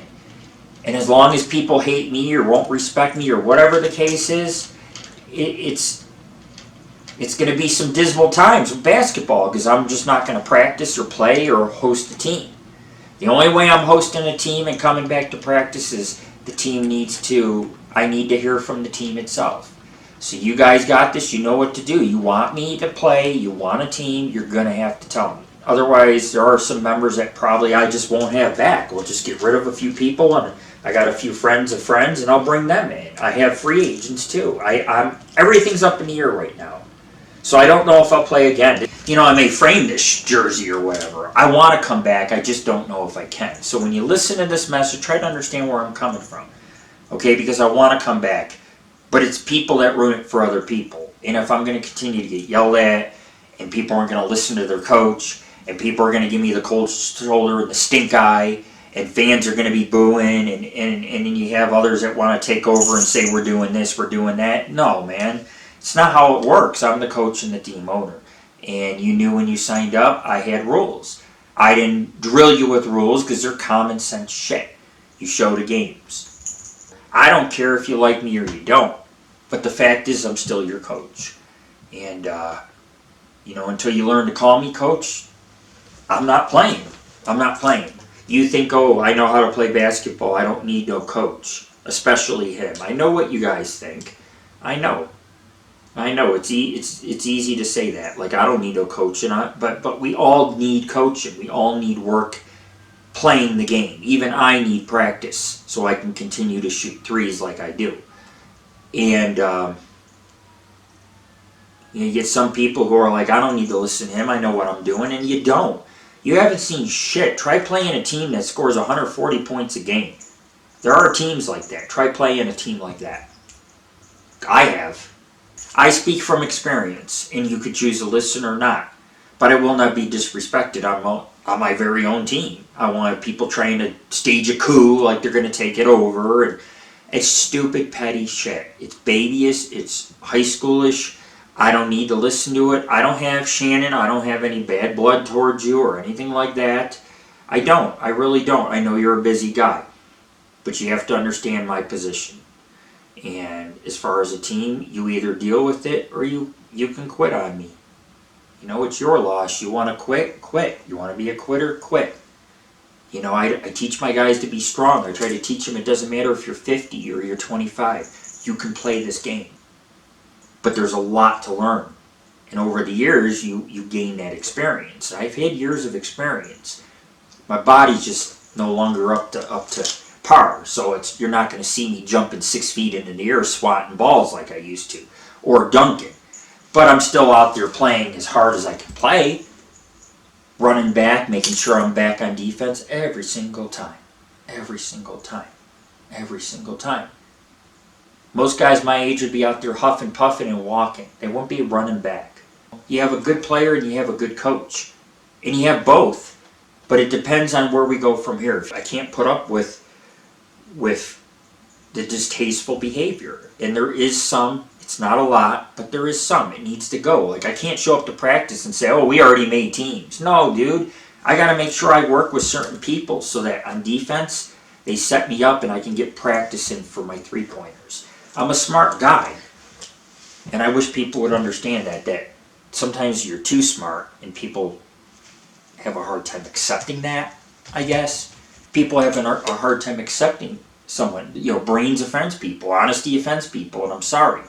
But I've done so much for this team, even things that our team doesn't know behind closed doors, like writing the director about problems with the scorekeeper. And guess what? He gave us a different scorekeeper for the finals in SNC because I made a complaint. So he stuck us with a different scorekeeper. I get stuff done. That's what you guys want.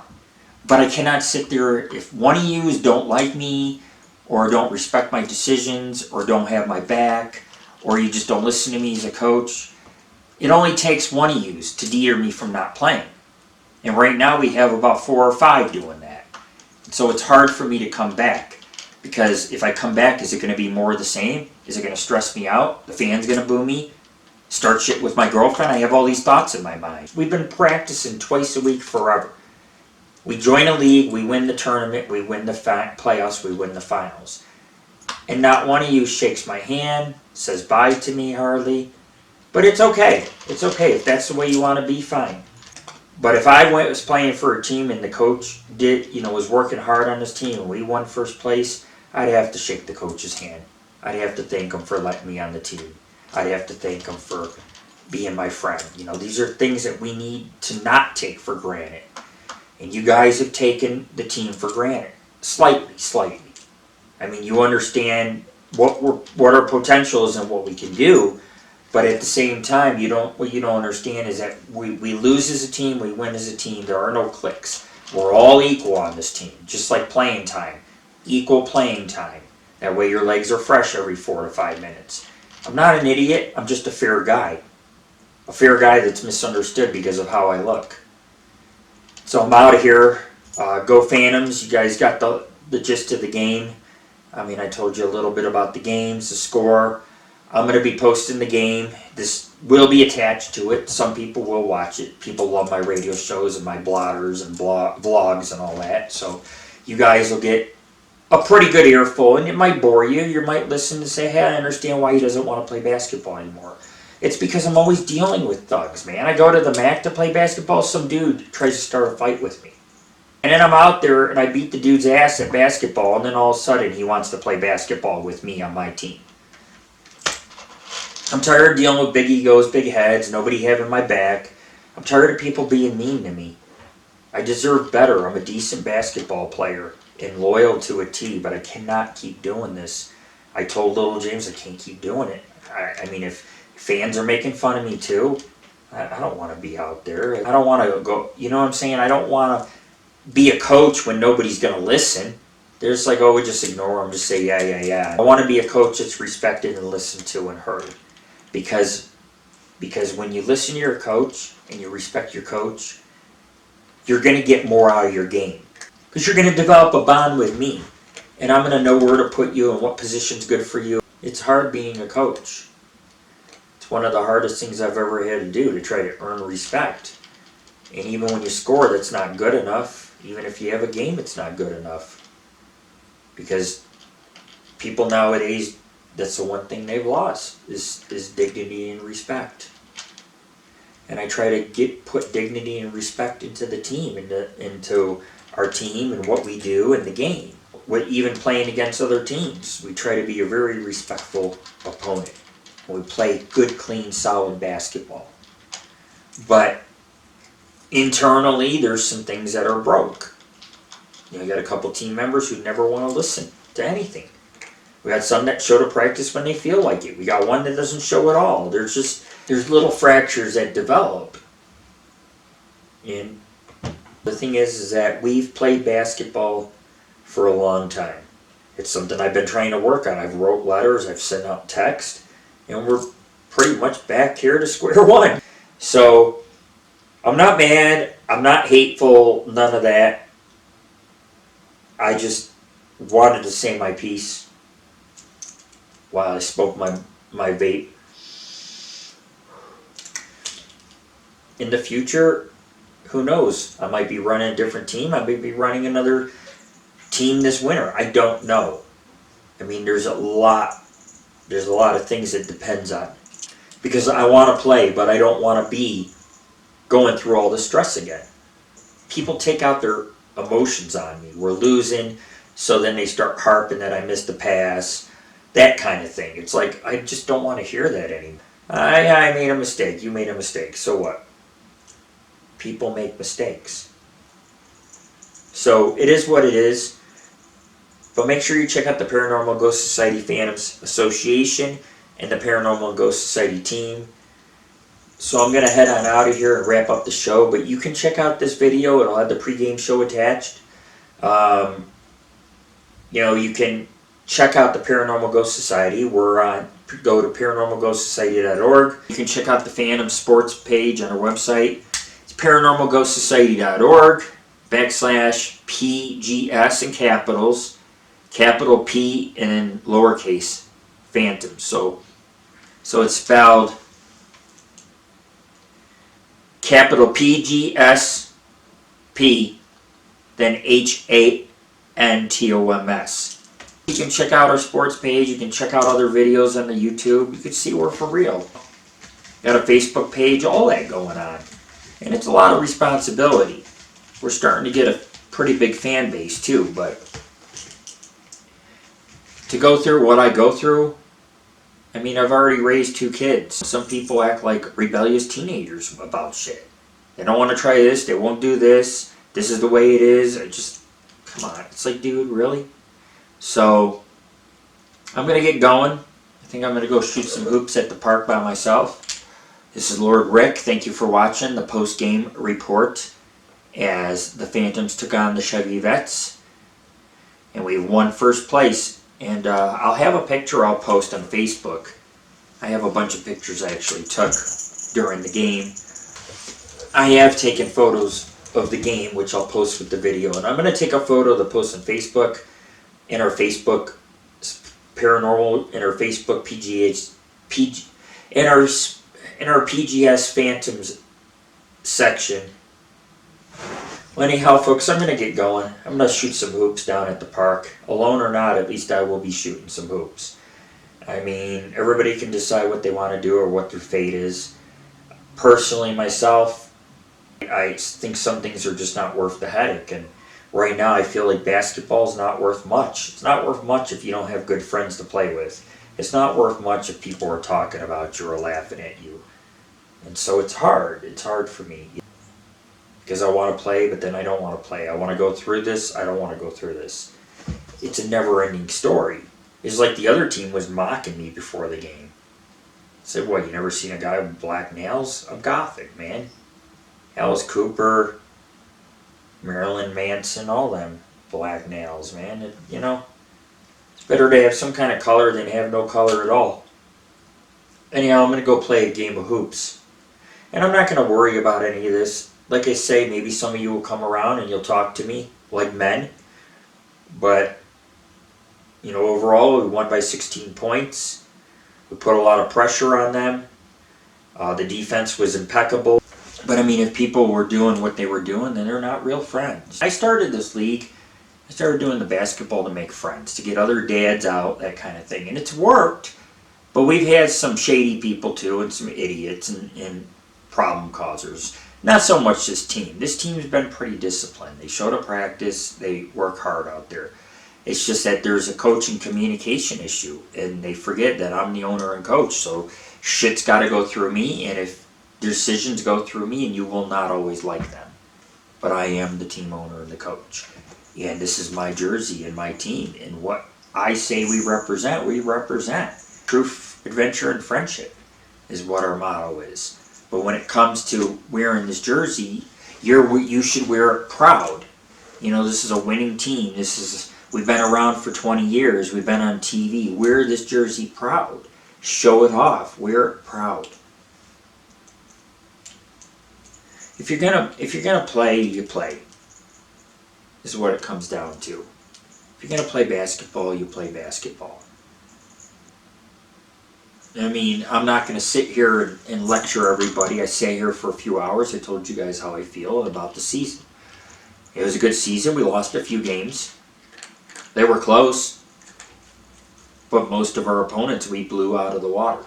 And these are teams that have been around for a while. So we do have something to be proud of. But we can't treat each other as public enemy number one.